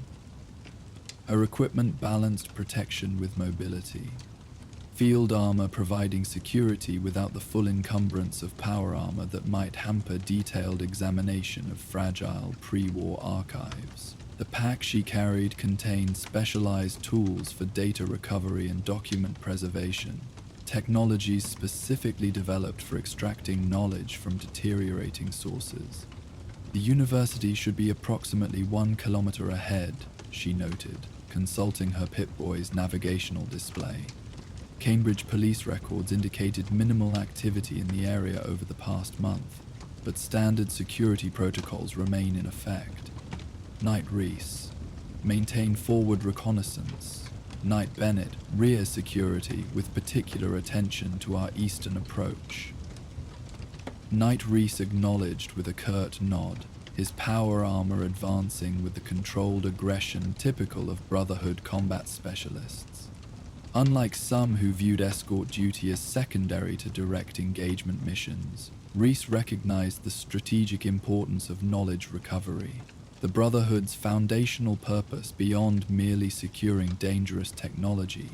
His laser rifle remained at ready position, visor scanning for potential threats with tactical precision. The area appears consistent with reconnaissance reports, he confirmed after several moments of careful observation. Limited wildlife activity, no indication of recent human presence. Building structural assessment suggests partial collapse of eastern wing, but central library and administrative sections remain relatively intact. Knight Bennett maintained his assigned position, heavy weapons capabilities providing significant defensive capability from potential rear approaches. His modified Gatling laser remained powered down but ready for immediate activation if needed, its substantial energy reserves capable of addressing multiple hostiles without resupply. Like Reese, he understood that while combat remained their primary function, enabling the Brotherhood's scholarly pursuits represented equally important service to their organization's fundamental mission. Atmospheric readings show elevated radiation levels to our east, he reported. Power armor sensors providing environmental data beyond normal human perception, consistent with documented storm patterns from 2 weeks ago. Recommend maintaining our current approach vector rather than seeking alternate routes. Scribe Halen acknowledged both reports with professional appreciation. The Brotherhood's effectiveness stemmed from this integration of specialized functions. Scholars, protected by warriors. Knowledge preserved through disciplined application of military capability. Her own training encompassed both medical expertise and technological documentation, allowing field assessment of potential archive value while addressing any injuries that might occur during operations. As they continued their approach, the university gradually emerged from morning mist, a sprawling complex of connected buildings that had once represented one of the Commonwealth's premier centers of higher education. Unlike the complete devastation that characterized some areas of Boston, this campus showed the more selective damage, typical of regions that had experienced nuclear effects without direct strikes. Some structures remained remarkably intact, others had collapsed entirely, while many existed in partial states of architectural compromise. Floors missing, walls collapsed, roofs open to the sky. The central library structure that formed their primary objective stood as one of the more complete buildings, its classical architecture having weathered the centuries with surprising resilience. Stone columns supported a once grand entrance, now partially obscured by overgrown vegetation and accumulated debris. Windows that had originally illuminated reading rooms with natural light were mostly shattered, their frames containing jagged remnants or nothing at all. The Brotherhood detachment paused at an appropriate distance, establishing observation position while conducting final assessment before approach. Senior Scribe Halen removed compact binoculars from her field pack, studying the building with the methodical attention of someone evaluating both potential knowledge value and security concerns. Main entrance appears accessible, she noted after careful examination. Interior visibility limited, but structure seems relatively stable. Pre-war records indicated specialized research collections housed in the basement level, with central catalog terminals on the main floor. If systems remain intact, or at least partially functional, we may be able to locate specific technological documentation rather than conducting comprehensive physical search. Knight Reese supplemented this assessment with security-focused observations. Minimal defensive measures visible, no evidence of recent fortification or occupation. However, automated security systems may remain functional. Pre-war libraries sometimes employed Protectron units for facility monitoring. Recommend controlled entry with standard electronic countermeasures active. With assessment complete and approach strategy determined, the Brotherhood team advanced toward the university library with the measured caution that characterized their operations. They maintained triangular formation, Knight Reese establishing forward security, Knight Bennett covering potential flanking approaches, Scribe Halen positioned for optimal protection while maintaining observation capability. The entrance plaza that had once welcomed students and faculty now lay in atmospheric disarray.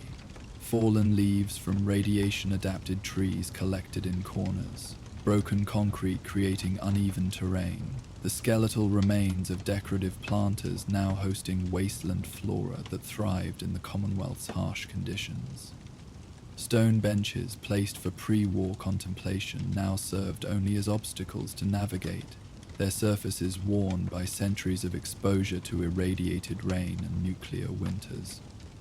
As they reached the main entrance, the grand doors that had once swung wide to admit knowledge seekers stood partially ajar, one hanging precariously from damaged hinges, the other missing entirely. The Brotherhood team paused at this threshold, conducting final equipment verification before entering the unknown interior conditions.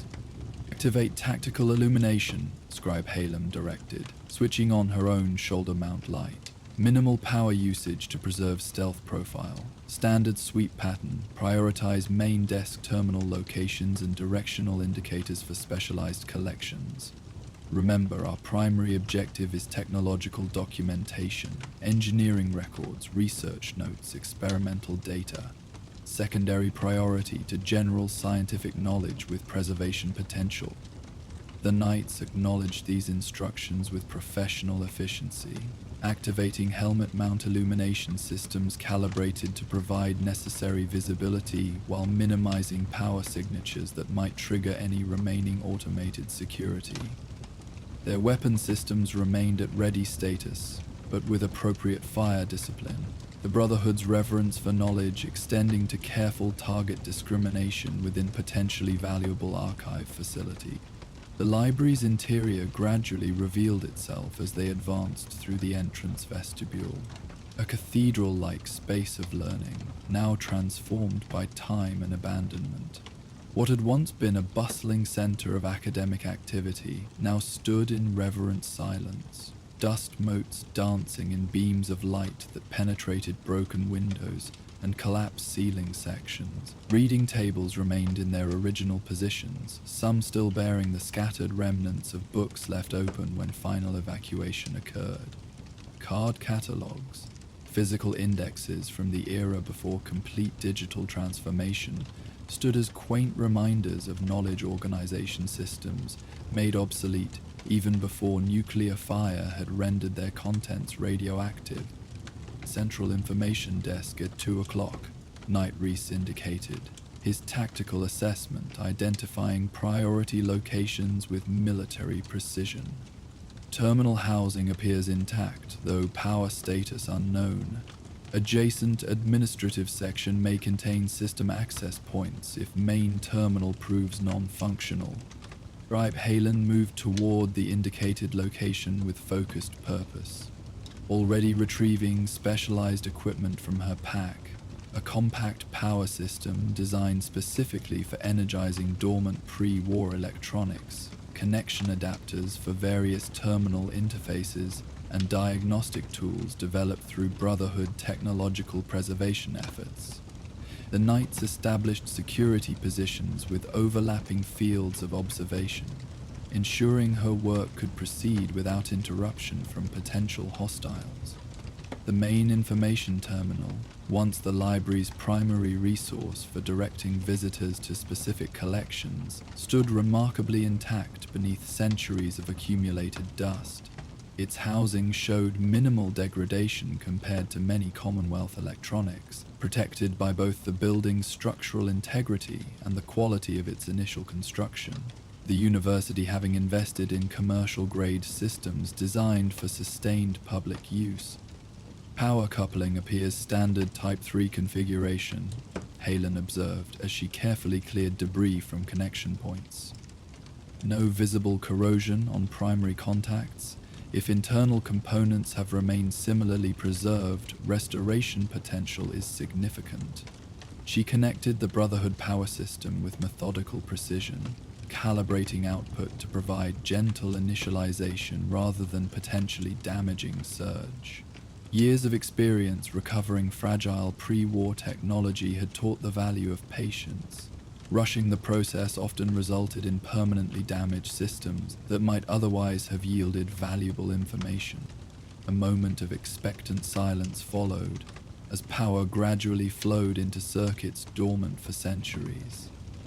Then, with a soft electronic tone that seemed almost triumphant in the library's hushed atmosphere, the terminal's screen illuminated with the distinctive green text characteristic of Robco systems.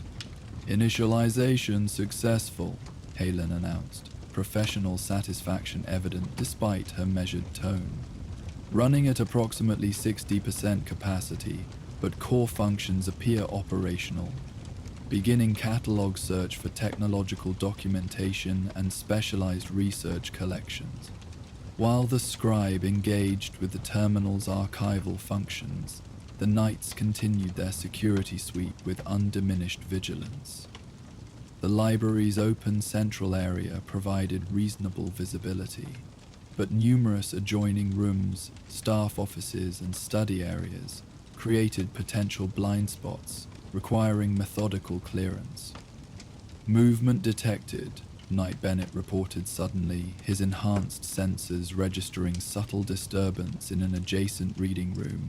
Single entity, non-human profile, consistent with Protectron activation signatures.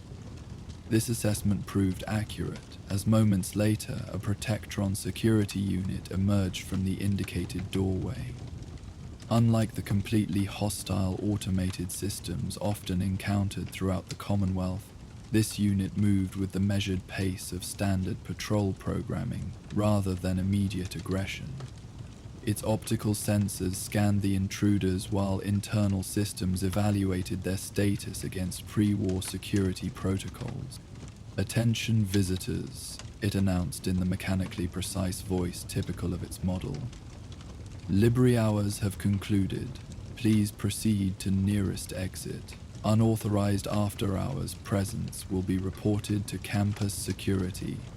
The Brotherhood team maintained disciplined positions, weapons oriented toward the robot but withholding fire.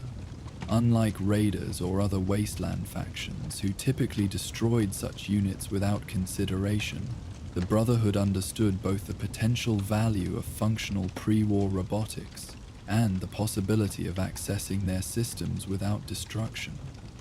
"Scribe Halen, security override options?" Knight Reese inquired, maintaining target acquisition while awaiting technical assessment.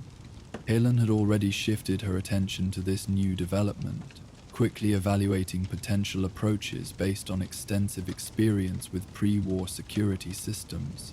Standard Protectron University protocols should recognize administrative authorization, continuing catalog access, while initiating override sequence. Her fingers moved across the terminal's interface with practiced efficiency, navigating through security subsystems while the Protectron continued its programmed warnings. The robot advanced several more steps into the central area, servos whirring with mechanical determination as it prepared to escalate its response to unheeded warnings. Final notice: security protocols activating in 10 seconds. Please vacate premises immediately. "Override engaged," Halen announced, just as the Protectron's arm mechanisms began reconfiguring toward defensive posture.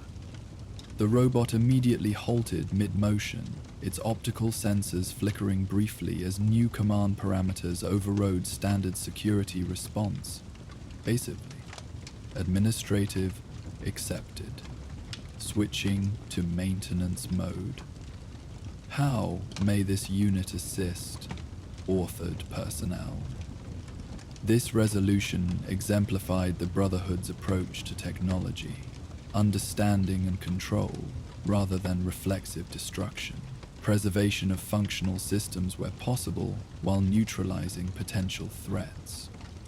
Knight Reese maintained watchful attention on the robot despite its pacification, tactical discipline undiminished by successful override.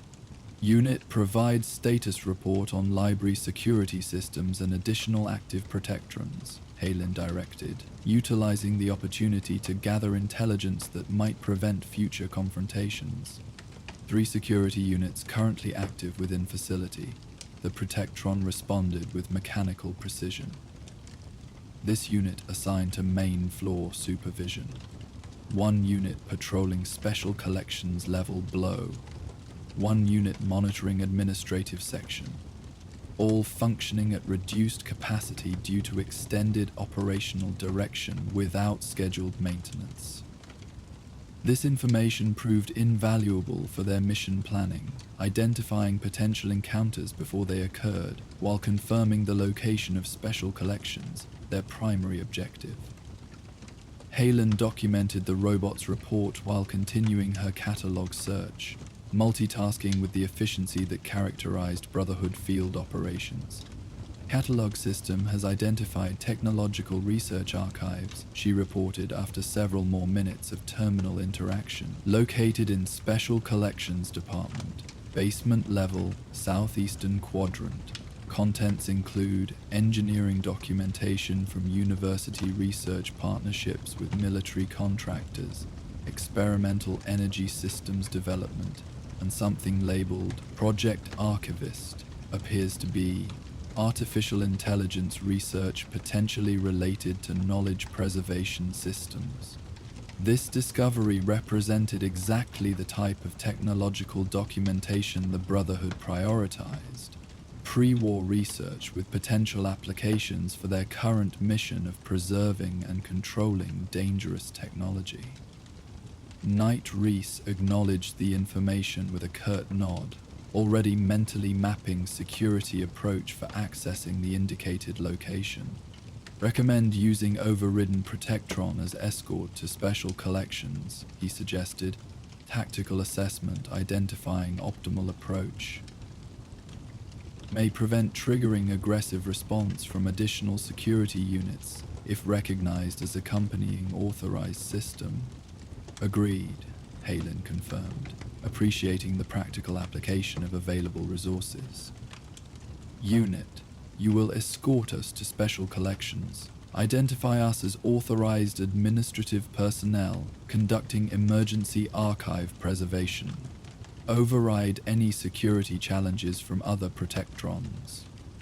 The robot acknowledged these instructions with mechanical acquiescence, its programming adapting to new parameters without the hesitation or questioning a human security officer might have exhibited. Follow this unit. Please maintain appropriate distance to avoid triggering proximity alerts. Their procession through the library took on an almost ceremonial quality, the Protectron leading with rhythmic mechanical movement, Brotherhood Knights maintaining protective positions around Scribe Halen, their collective progress illuminated by tactical lights that created shifting patterns through the dust-filled air. They passed through reading rooms where books remained on tables as though awaiting readers who would never return. Administrative offices where personal items still occupied desks abandoned during final evacuation. Quiet study cowls where student notes remained open to pages never completed. The basement access presented itself as a grand staircase rather than utilitarian access, a design choice reflecting the importance placed on special collections in the university's pre-war configuration. Marble steps descended in gentle curve, flanked by ornate railings that had weathered the centuries with surprising grace. Unlike many basement environments encountered throughout the Commonwealth, this area showed minimal water damage. The library's elevated position and quality construction having prevented the flooding common to subterranean spaces after maintenance systems failed. Special collections access requested, their Protectron escort announced as they reached a security doorway at the base of the stairs. This unit will provide necessary credentials. The robot interfaced with a wall-mount security panel, mechanical manipulators entering access codes with precise movements. After momentary electronic communication, the security door released with a soft pneumatic hiss, revealing the specialized archive beyond. Unlike the open design of the main library, special collections presented a more controlled environment.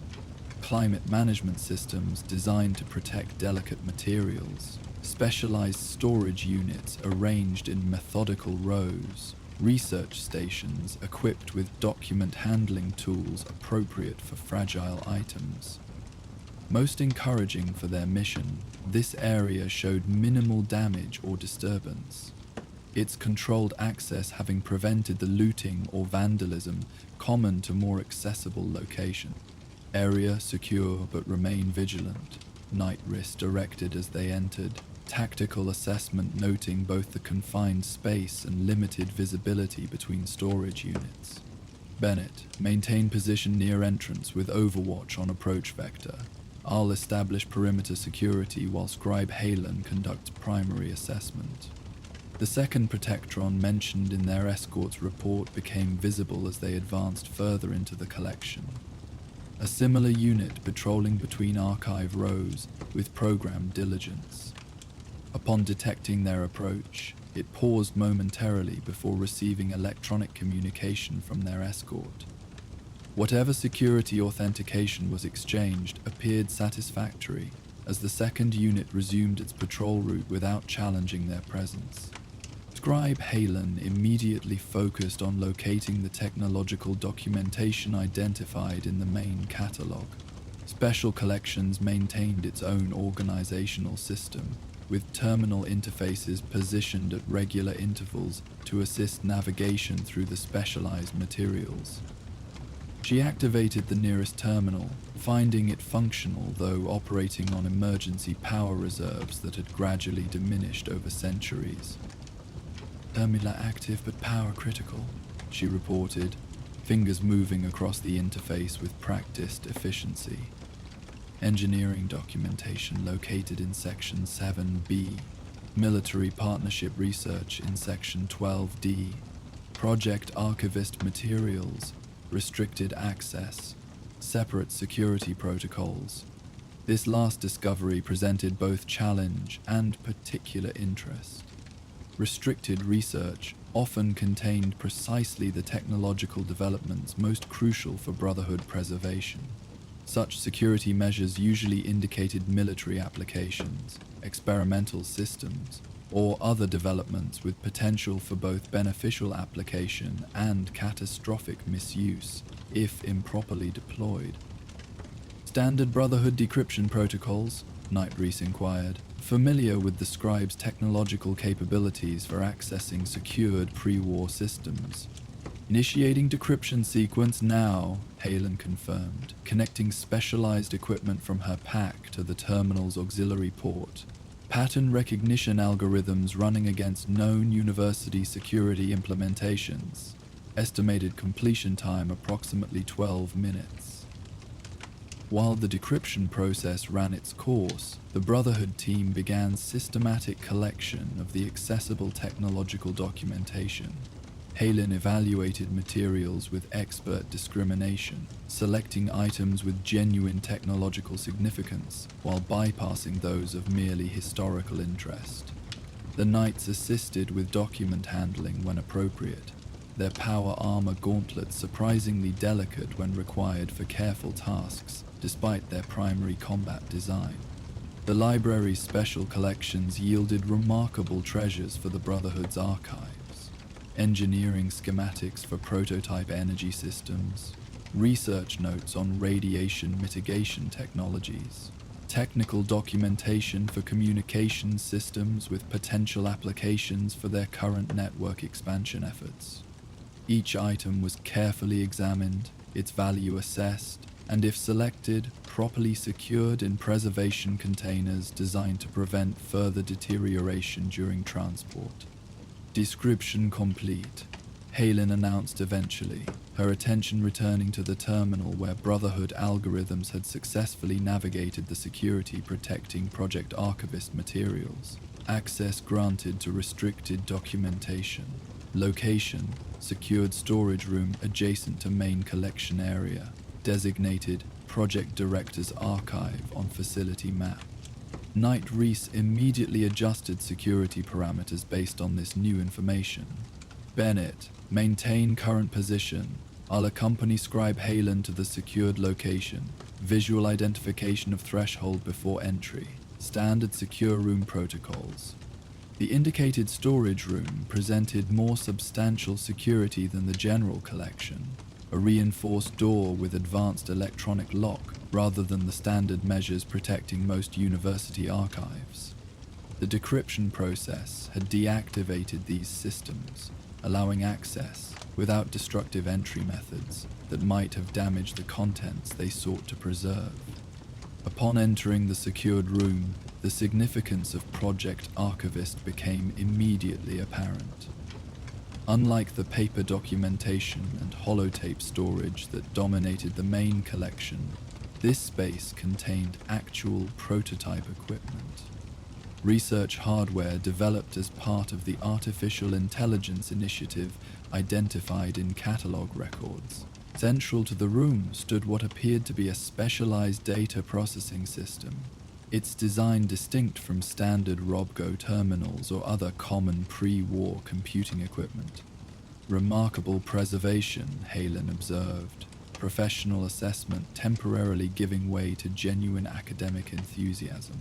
Complete prototype system rather than merely documentation based on visible architecture appears to be specialized knowledge processing system designed for automated contextual analysis of research materials.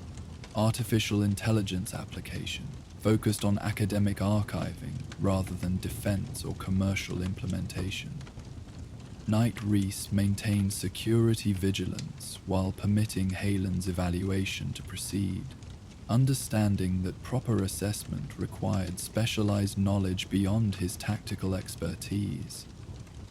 His attention remained primarily focused on potential threats, particularly the doorway and alternative access points, while maintaining awareness of the scribe's activities in peripheral vision. System appears inactive but potentially restorable, Halen continued, carefully examining connection points and power configurations. Unlike military AI developments, this project focused on knowledge preservation applications, cataloging, cross-referencing, contextualizing research across disciplines, potentially valuable for Brotherhood archival efforts without the ethical concerns of fully autonomous decision systems. This discovery represented an ideal outcome for their mission: technological development with practical applications for Brotherhood operations, preserved in sufficiently complete form for potential implementation, yet without the more problematic aspects of artificial intelligence that had contributed to pre-war military catastrophes. Halen began systematic documentation of the system components, capturing technical specifications and operational theory from both the prototype itself and accompanying research materials. Their methodical work continued without interruption until Knight Bennett's voice came through their communication system, tone professional but with unmistakable alertness. Movement detected on main level. Multiple entities entering library through northwest emergency exit. Movement patterns consistent with human intruders rather than automated systems. This development immediately shifted their operational focus. Knight Reese moved to position providing both coverage for Halen and clear line to the secured room's entrance. Weapon system transitioning from standby to ready configuration with practiced efficiency. Numbers and equipment assessment, he inquired. Tactical evaluation already processing potential engagement scenarios. Thermal signatures indicate 7 individuals, Bennett reported after brief observation enhancement. Equipment profiles suggest wasteland scavengers rather than organized military units like gunners. Standard pipe weapons visually identified, no power armor signatures detected. Current position, main level western reading room, moving towards central area with apparent search pattern. This intelligence suggested opportunistic scavengers rather than targeted opposition. Wasteland inhabitants drawn to the university complex for general salvage rather than specific knowledge of Brotherhood operations or the technological treasures secured in special collections. While not presenting the threat level of more organized Commonwealth factions, such groups still required appropriate security response, particularly when Brotherhood personnel were engaged in sensitive archive recovery. Continue observation without engagement unless they approach basement access. Redirected. Scribe Halen. Estimated time to complete essential documentation of current findings. Halen assessed her progress with practical efficiency despite the potential security complication. Critical system documentation approximately 60% complete. Require 15 additional minutes for essential technical specifications and operational theory. Full documentation would require several hours, not feasible under current conditions. Proceed with critical documentation, Reese decided after brief tactical consideration. Bennett will maintain observation of intruders and provide advance warning if they change current search pattern. We'll adjust extraction plan based on their movements rather than abandon primary mission objectives prematurely. This balanced approach reflected Brotherhood operational doctrine, completing mission objectives when possible while maintaining appropriate security awareness, neither abandoning valuable acquisition unnecessarily nor taking unwarranted risks when alternatives existed. Halen continued her documentation with focused efficiency, prioritizing critical technological specifications while omitting the more comprehensive analysis that would have been conducted under secure conditions. Intruders continuing systematic search of main level. Bennett updated after several minutes of observation. Current pattern suggests standard salvage operation. Checking administrative offices and storage areas for valuable materials or supplies. No indication they are aware of our presence or specifically seeking special collections access. This behavior confirmed their assessment of opportunistic scavengers rather than informed opposition. Groups familiar with university layouts would have prioritized special collections for potential valuable materials rather than focusing on administrative areas with limited salvage potential. The Brotherhood team continued their operation with measured caution, maintaining security awareness while completing essential documentation of the Project Archivist system. Critical documentation complete, Halen announced eventually, securing specialized recording equipment and selected physical components in her field pack. Have captured essential technical specifications, operational theory, and power requirements. Sufficient data for potential replication of knowledge processing capabilities within Brotherhood archives. Recommend extraction with current materials rather than attempting transport of complete prototype system. This assessment aligned with practical field protocols, extracting critical knowledge rather than risking personnel to transport bulky hardware that could be reconstructed from proper documentation. Knight Reese acknowledged the completion with professional approval, already focusing on extraction planning given the continued presence of intruders on the main level. Bennett, current position of intruders and recommended extraction route, he inquired. Tactical evaluation considering multiple egress options. Intruders currently concentrated in northeastern administrative section, Bennett reported after a moment of enhanced observation. Recommend extraction via southeastern emergency exit. Route passes through periodical section and faculty offices, both showing minimal disturbance and no current intruder presence. With extraction route determined, the Brotherhood team prepared for coordinated movement through potentially contested territory. Documents and technological components were secured in specialized containers designed for both protection and efficient transport. Weapon systems were verified at appropriate ready status. Communication channels confirmed functional for tactical coordination during movement. Standard extraction formation, redirected as final preparations completed. I'll take point position, Scribe Halen center with primary documentation, Bennett rear security with particular attention to potential pursuit. Maintain tactical communication, minimal verbal exchange.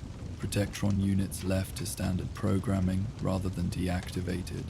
May serve as distraction if intruders encounter them. Their movement through special collections proceeded with disciplined precision. coordinated advancement between positions, appropriate pause at intersections or blind corners, continuous awareness of both team positioning and environmental features that might provide cover if engagement became necessary. The basement level remained secure as they ascended the grand staircase. No indication that the intruders had identified the specialized archives below or shown interest in accessing them. The main level presented more challenging extraction conditions. Though Bennett's scouting had identified a route with minimal intruder presence, the open design of certain library sections created unavoidable exposure zones where rapid, coordinated movement provided their best security option. The team transitioned between covered positions with tactical efficiency, power armor moving with surprising quietness given its mechanical nature. Scribe Halen matching their disciplined pace despite her lighter equipment. Their progress toward the southeastern emergency exit continued without direct confrontation, intruder activities remaining concentrated in administrative areas, where pre-war office equipment and supply storage offered more obvious salvage opportunities than the book collections that dominated their extraction route. Occasional voices echoed through the library's open spaces. Casual conversation between scavengers discussing found items or directing others to potential salvage locations, none indicating awareness of Brotherhood presence. The emergency exit appeared as they rounded a final bookshelf section, a reinforced door designed for rapid evacuation during pre-war emergencies, now serving as ideal extraction point for their completed mission. Knight Bennett secured the immediate area, while Reese examined the door mechanism, confirming functionality before initiating opening sequence with minimal noise generation. Commonweal daylight greeted them as the door swung outward, afternoon sun having burned away the morning mist, revealing clear visibility across the university grounds surrounding the library. No immediate threats presented themselves in the exterior environment, allowing smooth transition from building interior to defensive perimeter movement toward their planned extraction route. Mission successful, Halen confirmed once they had established safe distance from the library complex, professional satisfaction evident beneath her disciplined exterior. Acquired documentation exceeds initial objectives. Project Archivist specifications represent particularly valuable acquisition. Potential applications for Brotherhood archival systems without problematic artificial intelligence autonomy concerns. Knight Reese acknowledged this assessment with measured approval, tactical focus transitioning from immediate extraction security to broader movement planning for their return to Brotherhood territory. Bennett, establish communication with Cambridge Station. Request standard rendezvous coordinates for archive transport. Emphasize technological documentation priority for secure handling protocols. Their movement through Commonwealth territory continued with the disciplined vigilance that characterized Brotherhood operations. Appropriate formation maintenance, regular security sweeps, designated rest intervals to maintain optimal alertness without fatigue degradation. The documentation and technological components secured during their mission remained protected within specialized containers, knowledge preserved through their careful efforts rather than abandoned to wasteland scavengers or gradual environmental deterioration. This successful operation represented the Brotherhood of Steel's mission in its purest form, knowledge preserved that might otherwise be lost forever, technological developments secured for appropriate implementation rather than misuse or destruction, disciplined military capability, providing the security framework necessary for scholarly pursuits to continue, despite the wasteland's many dangers. As afternoon transitioned toward evening, the Brotherhood team maintained steady progress toward rendezvous coordinates, their mission complete but vigilance undiminished. The knowledge they carried, engineering documentation, research notes, project archivist specifications, would be integrated into Brotherhood archives, evaluated by specialized scribes, potentially implemented to enhance their technological capabilities while maintaining appropriate controls against dangerous applications. While the scribes completed their journey back toward Cambridge Station, elsewhere in the Commonwealth, another Brotherhood operation unfolded beneath the star-filled night sky. Atop a desert ridge, a small outpost of knights maintained vigilant watch over the surrounding wasteland, their communication equipment monitoring distant frequencies for signs of trouble or opportunity. As radio operators carefully logged transmissions from scattered settlements, alerting to a strange movement pattern on their perimeter sensors, our next tale beckons from the quiet vigilance of an isolated listening post. Join us for the Outpost's evening vigil. Twilight descended over the Commonwealth in gentle increments, the sun's final rays painting the wasteland in hues of amber and gold before surrendering to the approaching night. Shadows lengthened across the broken landscape, softening the harsh edges of destruction that defined the daylight hours. The temperature began its gradual decline from the day's heat, bringing the subtle relief that made evening operations more bearable in the unforgiving terrain. Atop a rocky ridge overlooking a vast stretch of the Commonwealth's northwestern territory, a small Brotherhood of Steel outpost stood in vigilant solitude.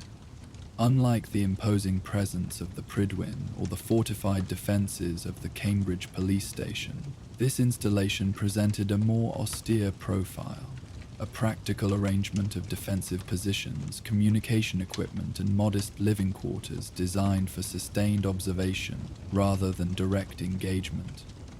The outpost consisted of several interconnected structures built with pragmatic efficiency from materials available in the post-war world. Sandbags and salvaged metal panels formed defensive walls around a central command area. A communication array rose from this core, delicate antenna equipment carefully aligned and maintained despite the harsh conditions.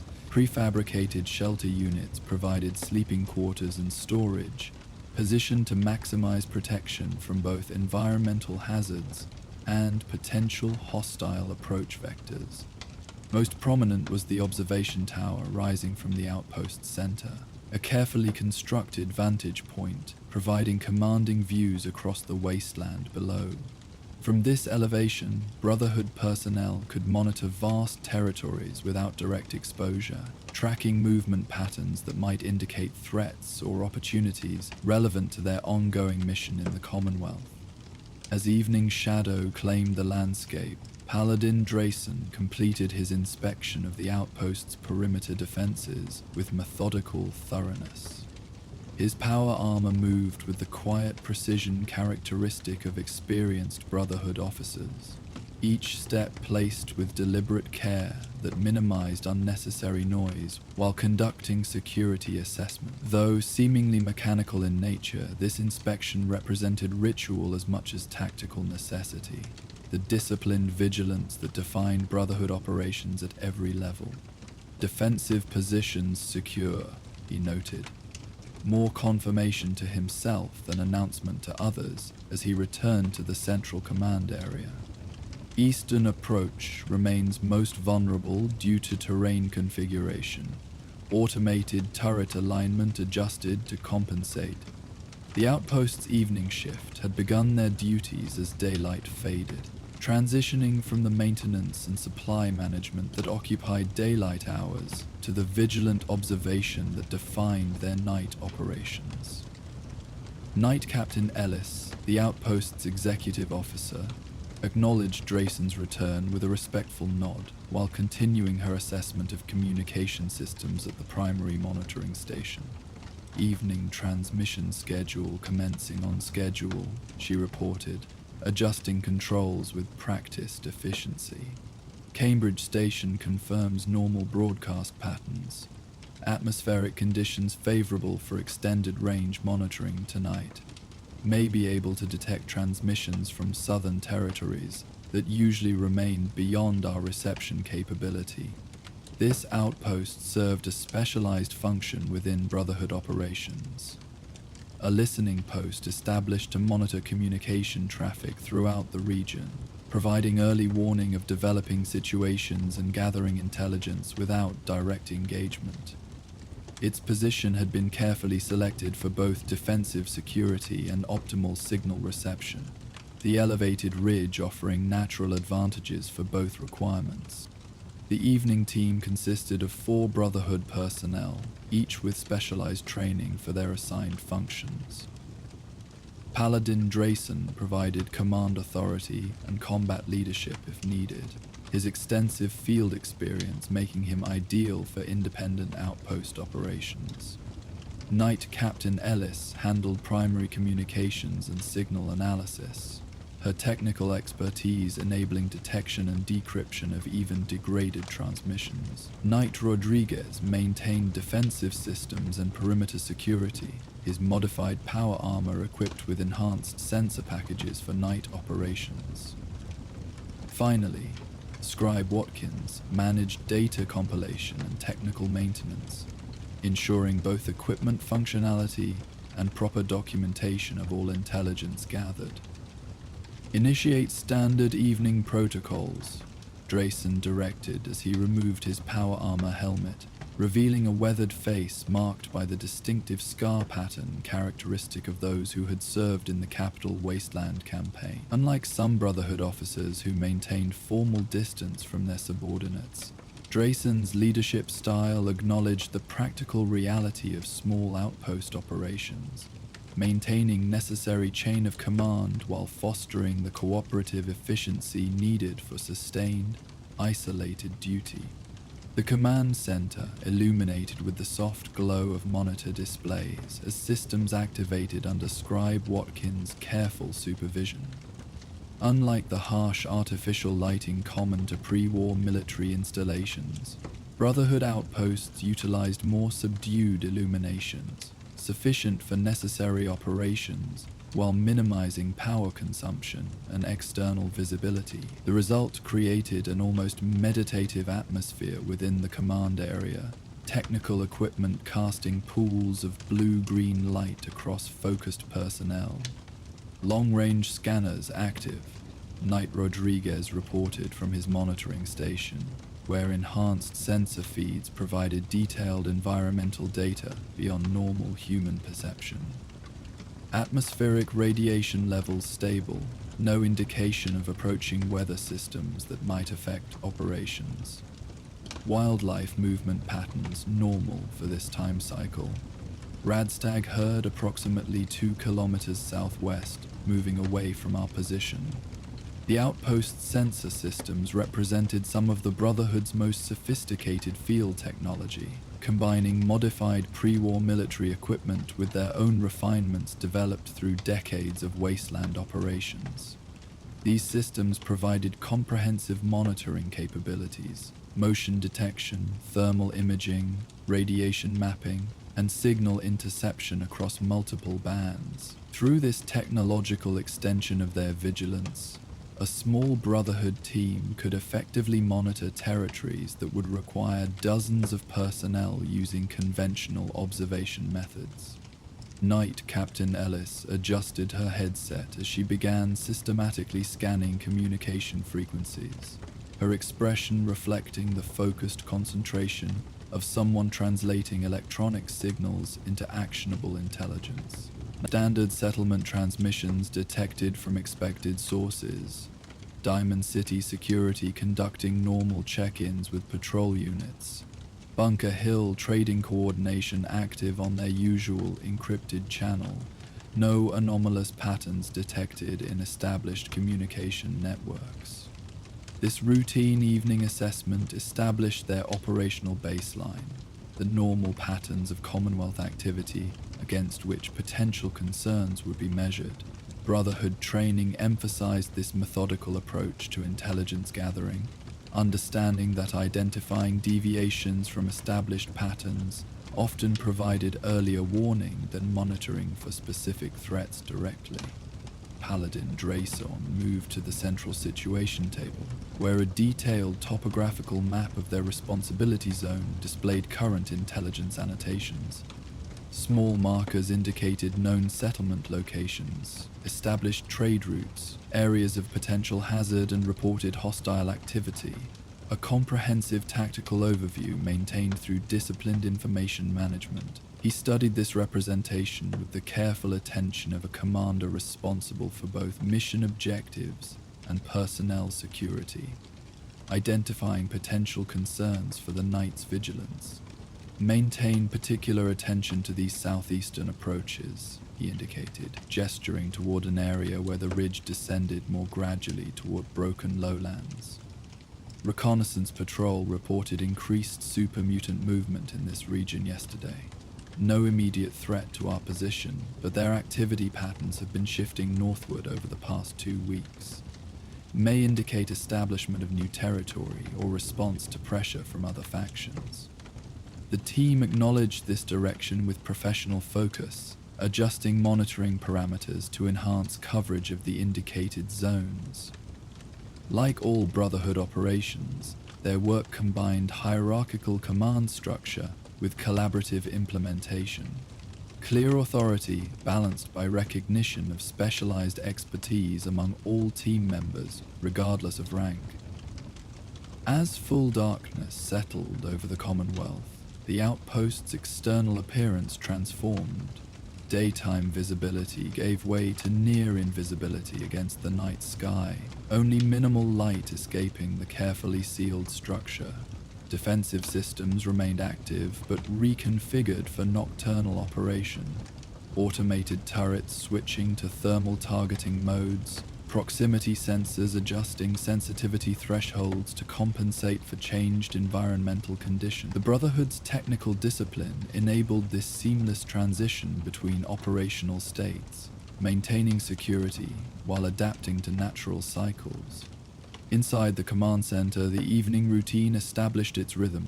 Systematic scanning of communication channels, regular sensor sweeps across designated zones, maintenance of detailed activity logs for pattern analysis. This consistent vigilance represented the Brotherhood's presence throughout the Commonwealth, not always visible in power armor patrols or vertibird deployments, but constantly aware, monitoring and evaluating potential impacts on their mission to secure dangerous technology and protect civilization's gradual rebuilding. Encrypted transmission detected on military frequency, Ellis reported suddenly, her attention focusing on a particular signal pattern. Highly degraded, origin point difficult to triangulate precisely. Definitely not standard Brotherhood encryption, but utilizing similar baseline algorithmic structure, attempting enhancement and decryption. This development immediately shifted the team's attention. Encrypted military communications represented potential significance beyond the routine settlement transmissions that formed most of their monitoring activity. Such signals might indicate gunner operations, remnants of pre-war military systems still functioning in isolated locations, or other technologically capable factions whose activities warranted Brotherhood attention. Scribe Watkins joined Ellis at the communications station, bringing specialized decryption equipment from his technical workbench. Together they began methodical analysis of the detected signal, isolating it from background radiation, enhancing degraded portions where possible, applying Brotherhood decryption algorithms modified for various potential encryption methodologies. Their collaborative work demonstrated the integration of technical specialization that characterized Brotherhood operations at their most effective. Knight Captain and Scribe working as equals when specialized knowledge took precedence over rank hierarchy.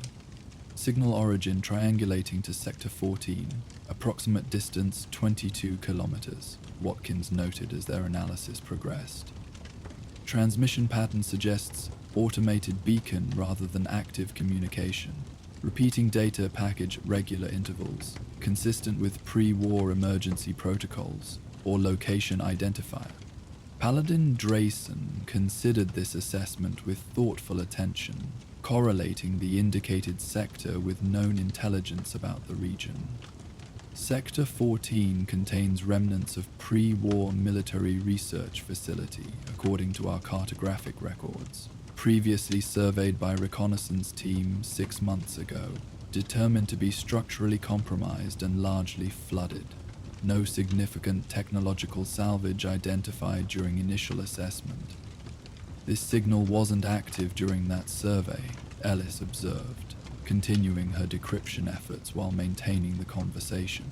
Either recently activated by external factors or operating on intermittent cycle that wasn't active during our previous reconnaissance. Signal strength suggests relatively intact transmission equipment, despite facility structural damage. This observation highlighted the value of their continuous monitoring operations, identifying changes that might indicate new developments even in previously assessed locations. The Brotherhood's methodology emphasized such vigilance, understanding that the Commonwealth's technological landscape remained dynamic despite the centuries since the war, with dormant systems occasionally reactivating or being discovered by other wasteland factions. Knight Rodriguez had adjusted the sensor array to focus on the signal's origination sector, enhanced scanning providing additional environmental data to supplement the communication analysis. No significant radiation anomalies detected in target sector that might explain activation of dormant systems. Weather patterns have remained stable in that region. No unusual settlement activity reported in proximity to the facility location. Description making progress, Watkins announced, his attention focused on the equipment displaying progressively resolved data patterns. Utilizing modified military encryption approximately 30 years post-war, based on algorithm structure, not standard United States Armed Forces protocol, appears to be adapted Enclave communication methodology, though significantly divergent from known examples. This assessment immediately elevated the situation's potential significance. The Enclave represented one of the most technologically advanced factions the Brotherhood had encountered in their long history. Remnants of pre-war government and military elite whose advanced technology and extremist ideology had presented serious threats in both the capital wasteland and regions further west. While no confirmed Enclave presence had been identified in the Commonwealth, the possibility of their technology or methodology appearing warranted careful attention. Priority Alert Protocol authorized, Drayson decided after brief consideration. Prepare detailed preliminary report for immediate transmission to Cambridge Station with Elder Maxon flagged for direct review. Include all technical parameters of the signal and decryption analysis completed thus far. While Ellis and Watkins continued their technical work, Drayson moved to the situation table and began formal documentation of their findings. Brotherhood protocols for potential high primary intelligence emphasized comprehensive recording of all available information, not just the signal itself, but environmental conditions, correlation with existing intelligence, preliminary assessment of potential significance, and recommended response options. This methodical approach ensured command decisions would be based on complete contextual understanding, rather than isolated data points. Partial decryption achieved, Watkins reported after several more minutes of concentrated effort. Signal contains location coordinates, facility identifier designating observation post epsilon, and automated status reporting. Most content remains encrypted, but recurring terminology suggests research data rather than tactical communication. Knight Rodriguez had maintained vigilant monitoring of their surroundings throughout this focused technical work, ensuring security wasn't compromised by their attention to the unusual signal. Perimeter sensors remained clear, no indication of approach vectors or unusual activity within detection range. Defensive systems at normal operational status. This balanced security awareness while addressing the communication anomaly exemplified Brotherhood field protocols, maintaining comprehensive situational awareness even when specific developments demanded concentrated attention. Each team member fulfilled their specialized function while remaining integrated into collective security consciousness. The disciplined vigilance that defined their organization's operational effectiveness. As Watkins continued decryption efforts, Drayson completed the preliminary intelligence report and transmitted it through secure Brotherhood channels to Cambridge Station. This communication utilized their own highly sophisticated encryption, ensuring that their analysis of the mysterious signal wouldn't itself be intercepted and exploited by other Commonwealth factions with signal monitoring capabilities. Cambridge acknowledges receipt, Ellis confirmed moments later. Priority routing confirmed. Response protocol indicates we should maintain current position and continue signal analysis without direct intervention pending command assessment. This directive aligned with standard Brotherhood response to potential high-value intelligence, thorough analysis before commitment of resources, particularly when the situation presented no immediate threat requiring rapid intervention. Their established position provided ideal monitoring capability without exposure, allowing continued intelligence gathering while command authorities evaluated appropriate next steps. With immediate reporting requirements fulfilled, the team returned to their systematic monitoring routine while maintaining particular focus on the unusual signal. Night Captain Ellis continued frequency scanning across the spectrum, ensuring they hadn't missed related communications that might provide additional context. Scribe Watkins established automated decryption processes to continue working on the more heavily encrypted portions of the signal content. Knight Rodriguez maintained enhanced sensor focus on the signal's origination sector while continuing regular perimeter. Additional data fragment decrypted, Watkins announced after their systems had processed the signal through several more analytical cycles. Reference to biological research subdivision and containment protocols identified with high confidence. Context suggests research facility rather than standard military installation, possibly medical or agricultural focus, based on terminology patterns. This information refined their understanding of the potential facility nature, though still leaving significant questions about its specific purpose and current status. Brotherhood experience with pre-war research facilities had demonstrated the wide range of possibilities such locations might contain, from relatively benign agricultural research to dangerous biological weapons development or hazardous experimental technology. The reference to containment protocols particularly warranted attention, potentially indicating hazardous materials or conditions requiring careful approach. Update the preliminary report with this additional decryption, Drayson directed. Flag containment protocol references specifically for command attention. Recommend reconnaissance team with hazardous environment training if direct investigation is authorized. As Watkins implemented these instructions, the night deepened around their vigilant outpost. Stars emerged in patches between drifting clouds, their ancient light undiminished by the atomic reshaping of the world below. The wasteland stretched in darkness around their elevated position, occasional fires from distant settlements or camps marking small points of human persistence amid the vast emptiness. Within the command center, the Brotherhood team continued their quiet work, each focused on their specialized function while maintaining the collective vigilance that defined their organizational identity. The soft electronic hum of equipment provided constant background to their occasional professional exchanges, creating an almost meditative atmosphere, despite the underlying seriousness of their mission. Movement detected on perimeter sensors, Rodriguez reported suddenly, his attention shifting to a specific monitoring display. Single entity approaching from western vector, maintaining consistent direction toward our position.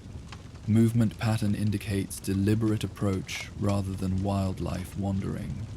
Currently at outer detection perimeter, approximately 800 meters and closing. This development immediately refocused the team's attention from signal analysis to potential security concern. Knight Rodriguez enhanced sensor parameters, providing additional detail about the approaching entity. Thermal signature consistent with human rather than supermutant or larger wasteland predator. No power armor detected. Speed and movement pattern suggests individual on foot rather than vehicular approach. Defensive systems at ready status, Drayson acknowledged, moving toward his power armor stationed near the command center entrance. Maintain monitoring but withhold automated response pending identification. Could be Commonwealth settler disoriented after dark rather than hostile approach. The Brotherhood's disciplined response to potential threats emphasized discrimination rather than immediate engagement, identifying actual hostility before committing to defensive action, particularly when dealing with potentially innocent wasteland inhabitants. Their superior technology and training allowed this measured approach, maintaining security without unnecessary aggression. Entity continuing direct approach, Rodriguez updated as he adjusted sensor focus to provide enhanced detail. Now within visual range of night observation equipment, appears to be single human, male, carrying minimal equipment, no visible heavy weapons, unusual approach vector for typical wasteland traveler. This ridge isn't on any established routes. Paladin Drayson had partially entered his power armor, systems engaged but helmet remaining detached to maintain natural sensory awareness within the command center. Activate external illumination on my signal if approach continues inside inner perimeter. Ellis, prepare standard challenge protocol through external communication system. Rodriguez, maintain targeting solution but weapon systems remain on safe status until clear hostile intent identified. This balanced precaution represented Brotherhood field protocols, prepared for potential threat while avoiding unnecessary escalation, particularly when dealing with unidentified individuals who might simply be wasteland travelers without hostile intent. The outpost's defensive capabilities ensured they could respond immediately to actual threat while allowing appropriate restraint when warranted. Subject has entered inner perimeter, Rodriguez reported, tracking the approach on multiple sensor systems. Continuing direct approach toward main entrance. Movement pattern shows awareness of our position, not accidental encounter. Double-ation approach vector, Drayson commanded. External lights activated immediately, powerful beams cutting through darkness to illuminate the approaching figure. The sudden brightness revealed a young man in weathered traveling clothes, carrying a small pack and what appeared to be a damaged rifle slung across his back. He stopped immediately when illuminated, raising hands in the universal wasteland gesture, indicating non-hostile intent. Attention approaching traveler. Ellis's voice projected through the external communication system. You are approaching a Brotherhood of Steel military installation. Identify yourself and state your purpose immediately. The young man remained in place, hands maintained in visible position while responding with voice raised to ensure audibility. Name's Daniel Watkins. I'm looking for my brother, Scribe Thomas Watkins. I was told he might be stationed at this outpost. I'm not armed. Rifle's broken beyond repair, but I keep it to trade for parts.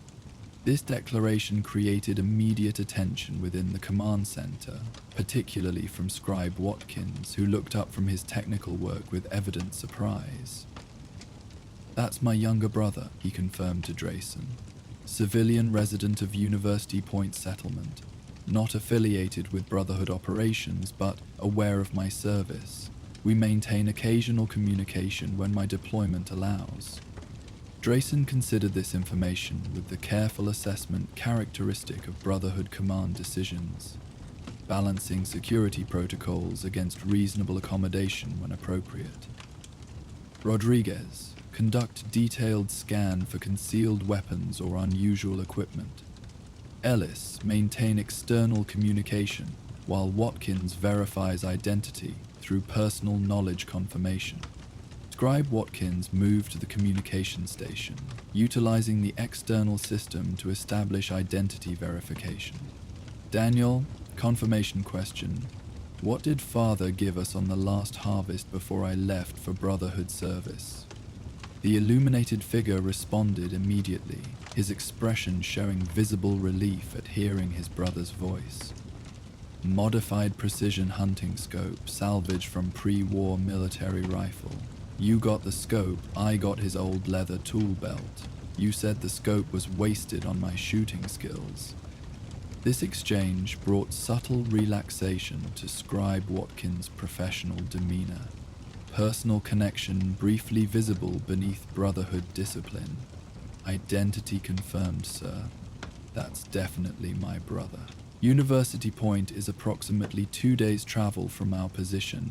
Something significant must have occurred to prompt this journey. Scan complete, Rodriguez reported. Subject carries standard civilian equipment only. Water, limited rations, basic tools. No concealed weapons detected beyond small utility knife. No electronic devices beyond simple flashlight. Radiation levels within normal parameters for wasteland traveler. With security concerns reasonably addressed, Drayson made his decision. Authorize limited access, standard civilian protocols, security escort at all times, restricted to visitor area only, no access to communications equipment or technical systems. Rodriguez, manage escort duties. This balanced approach reflected Brotherhood protocols regarding civilian contact, maintaining necessary security while allowing reasonable accommodation for legitimate personal connections. Unlike factions that isolated themselves completely from wasteland society, the Brotherhood recognized the value of maintaining relationships with the civilian population they ultimately sought to protect, particularly family connections of their own personnel. Knight Rodriguez secured his station before proceeding to the outpost entrance, power armor moving with disciplined precision despite the confined space. The heavy security door opened under controlled authorization, allowing Rodriguez to escort the visitor inside while maintaining appropriate security oversight. The reunion between the Watkins brothers remained professionally restrained by Brotherhood standards, a brief clasping of forearms rather than emotional embrace, their interaction tempered by Scribe Watkins' awareness of his duty status and the operational environment. Yet authentic connection remained visible beneath this discipline, particularly as they moved to the designated visitor area, where limited privacy allowed more personal conversation. University Point was attacked 3 days ago, Daniel explained once they had settled in the simple visitor's space, a small room adjacent to the main command center, furnished with basic seating and separated by a security door that remained partially open during civilian visits. Gunner's squad hit us without warning. Said they were requisitioning our technical equipment and research materials. Most people fled during the initial attack. I remembered you mentioning ridge outposts in this region during your last letter. Took a chance you might be stationed nearby. Scribe Watkins processed this information with the dual perspective of both Brotherhood analyst and concerned family member. Were there significant casualties? Did they target specific research materials or conduct general looting? 6 confirmed dead, mostly those who tried fighting back. They specifically targeted the research building and technical storage. Kept demanding research transmission equipment and signal monitoring devices. Executed Professor Eldon when he refused to provide access codes to the secured laboratory section. Daniel's voice carried the strained control of someone still processing traumatic events. It wasn't random raiding, they knew exactly what they wanted, had detailed knowledge of our facility layout. This information immediately transcended personal concern, representing potential intelligence relevant to Brotherhood operational awareness. Scribe Watkins glanced toward the partially open door where Paladin Drayson stood within earshot, receiving silent authorization to continue gathering potentially valuable information while maintaining family connection. University Point maintained signal monitoring equipment, Watkins inquired, balancing brotherly concern with professional information gathering. I wasn't aware the settlement had developed that technical capability. Daniel nodded, seemingly relieved to share information with someone who might understand its significance. Research partnership with Diamond City Science Division, established last year.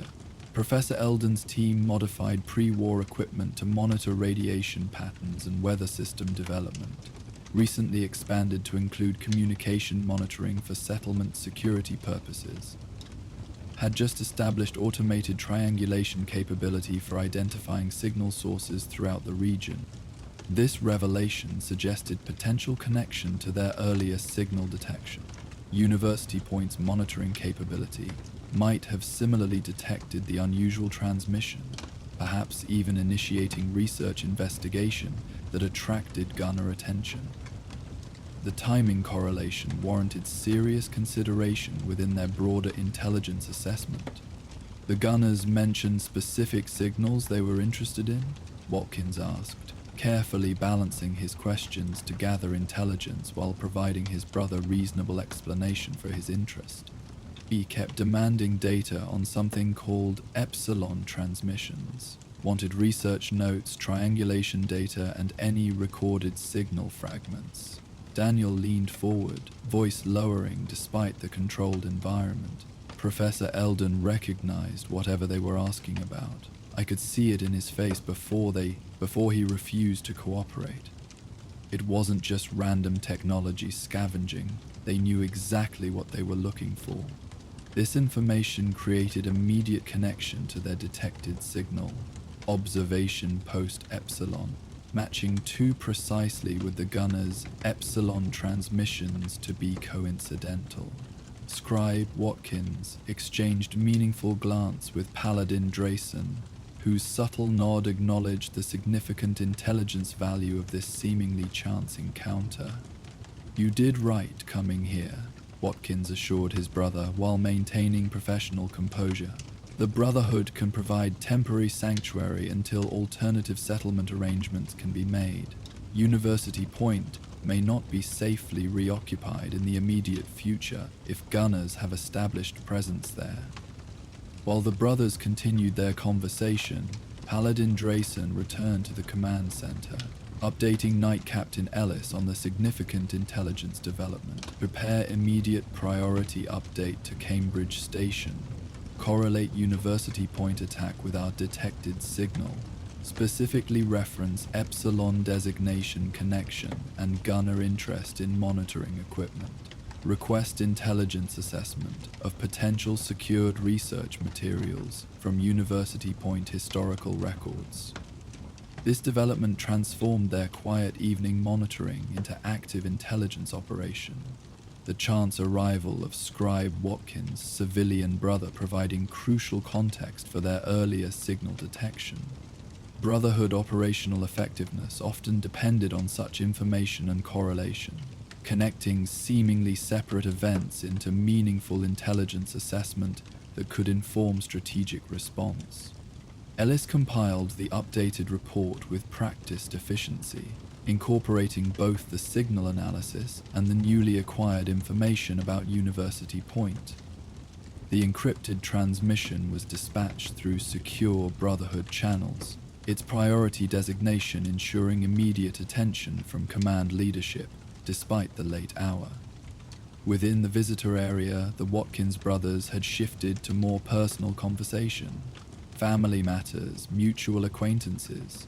the smaller human connections that remained important even within the Brotherhood's disciplined military structure. This balanced humanity within duty represented one of the organization's strengths when properly implemented, maintaining the personal connections that provided purpose to their broader mission, rather than becoming merely mechanical in their technological focus. The night continued its gradual progression, stars wheeling slowly overhead as they had for centuries before and would for centuries after. Within the outpost, Brotherhood vigilance remained undiminished, Rodriguez returning to perimeter security monitoring, Ellis maintaining communication scanning with particular attention to potential gunner transmissions, Drayson coordinating their adjusted operational status while awaiting command response to their updated intelligence. Cambridge Station acknowledges intelligence correlation, Ellis reported eventually. Reconnaissance team being prepared for deployment to signal origin coordinates at first light. Our outpost instructed to maintain current position and continue monitoring for additional transmission data or gunner communication. Vertibird transport being dispatched to our location for civilian evacuation to secure Brotherhood facility. This response reflected standard Brotherhood protocols for significant intelligence developments. Rapid deployment of appropriate reconnaissance assets while maintaining existing monitoring capabilities, complemented by humanitarian accommodation for civilian connection to Brotherhood personnel. The coordinated response demonstrated the organizational effectiveness that distinguished Brotherhood operations from the more reactive patterns of other Commonwealth factions. As midnight approached, the outpost settled into adjusted operational rhythm, continuing their vigilant monitoring while incorporating the new intelligence context into their assessment parameters. Scribe Watkins rejoined the technical team after ensuring his brother was comfortably settled in the visitor area, his professional focus restored despite the personal connection now present within their operational environment. Signal analysis continuing with updated parameters, he reported as he resumed his station, incorporating known gunner decryption patterns into our processing algorithms based on previous intelligence regarding their communication methodology, may improve our capability to access more heavily encrypted portions of the transmission. The Brotherhood team continued their methodical work through the deepest hours of night, each focused on their specialized function while maintaining the collective vigilance that defined their organizational identity. The soft electronic hum of equipment provided constant background to their occasional professional exchanges, creating an atmosphere of purposeful calm despite the heightened operational significance following their intelligence development. Outside, the Commonwealth night stretched in all directions, vast darkness interrupted by occasional distant lights marking scattered human habitation or the bioluminescence of mutated flora. The Brotherhood outpost maintained its vigilant presence atop the ridge, a small point of disciplined purpose amid the wasteland's chaotic landscape. Within its secured perimeter, technology served carefully defined human objectives rather than subjugating human values to technological imperative. The balanced approach to post-war existence that defined Brotherhood philosophy at its most effective implementation, as the deepest hours of night gradually yielded toward pre-dawn, the first indication of morning appeared as subtle lightning along the eastern horizon. Knight Rodriguez, maintaining perimeter watch from the observation tower, noted this approaching transition during his regular status report. First light approaching eastern quadrant, visibility conditions improving gradually, no movement detected within sensor range, defense systems remain at normal operational status. This cyclical transition represented another day of Brotherhood vigilance, night watch yielding to morning operations, continuous presence maintaining their strategic awareness throughout the Commonwealth's vast territory. The detected signal continued its regular transmission, now partially decrypted through their persistent analytical efforts. The connection to University Point and gunner interest provided crucial context for command planning, with reconnaissance deployment imminent as daylight approached. Paladin Drayson completed detailed operation logs as watch transition approached, documenting both standard monitoring activities and the significant developments regarding signal detection and civilian intelligence contribution. His methodical recording reflected Brotherhood's institutional discipline, ensuring knowledge preservation through comprehensive documentation, maintaining continuity between personnel rotations, creating the historical record that would inform future operations throughout the region. Vertibird approaching from southeast, Rodriguez reported as true dawn broke across the landscape. Brotherhood transponder confirmed, flight pattern consistent with announced transport for civilian evacuation, estimated arrival 3 minutes at current velocity. This timely response demonstrated the Brotherhood's logistical capabilities. Rapid deployment of air assets across significant distances when operational priorities warranted, particularly when involving civilian security considerations. Such effectiveness represented one aspect of their significant impact on Commonwealth dynamics since their arrival in force: the ability to project organized military capability throughout the region, rather than merely establishing isolated defensive positions. As morning light strengthened across the landscape, revealing the wasteland in progressively greater detail, the distinctive sound of vertibird rotors became audible, approaching their position.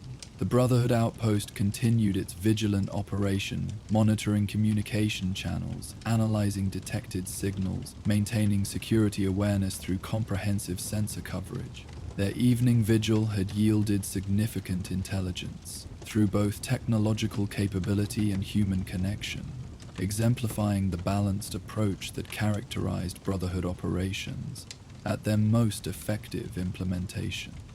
The vertibird appeared against the brightening sky, its distinctive silhouette representing Brotherhood presence throughout the Commonwealth. As it approached the outpost's landing zone, Scribe Watkins prepared his brother for evacuation to Cambridge Station, where his knowledge of University Point research activities would contribute to intelligence assessment while ensuring his personal safety.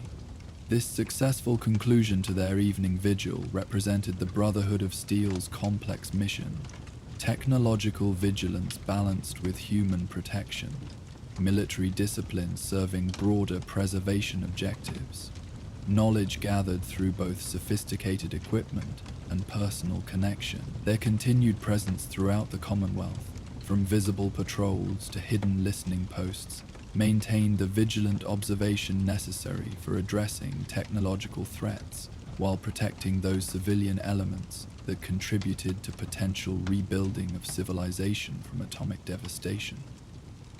As the vertibirds settled onto the designated landing area, rotors slowing to idle configuration, Brotherhood operations continued without interruption. The eternal vigilance that defined their organizational purpose, maintaining watch over both technology and humanity through disciplined dedication to their foundational mission. Thanks for wandering the wasteland with me tonight. If these stories helped you relax, don't forget to like, subscribe, and share your thoughts in the comments. For uninterrupted sleep, these videos play straight through without ads, letting the sounds of the wasteland guide you all night long. If you want more, check out our Patreon for early access and exclusive Spotify playlists. Link in the description. Sleep well, fellow Vault dwellers. May your dreams be peaceful and your nights raid-free. Good night.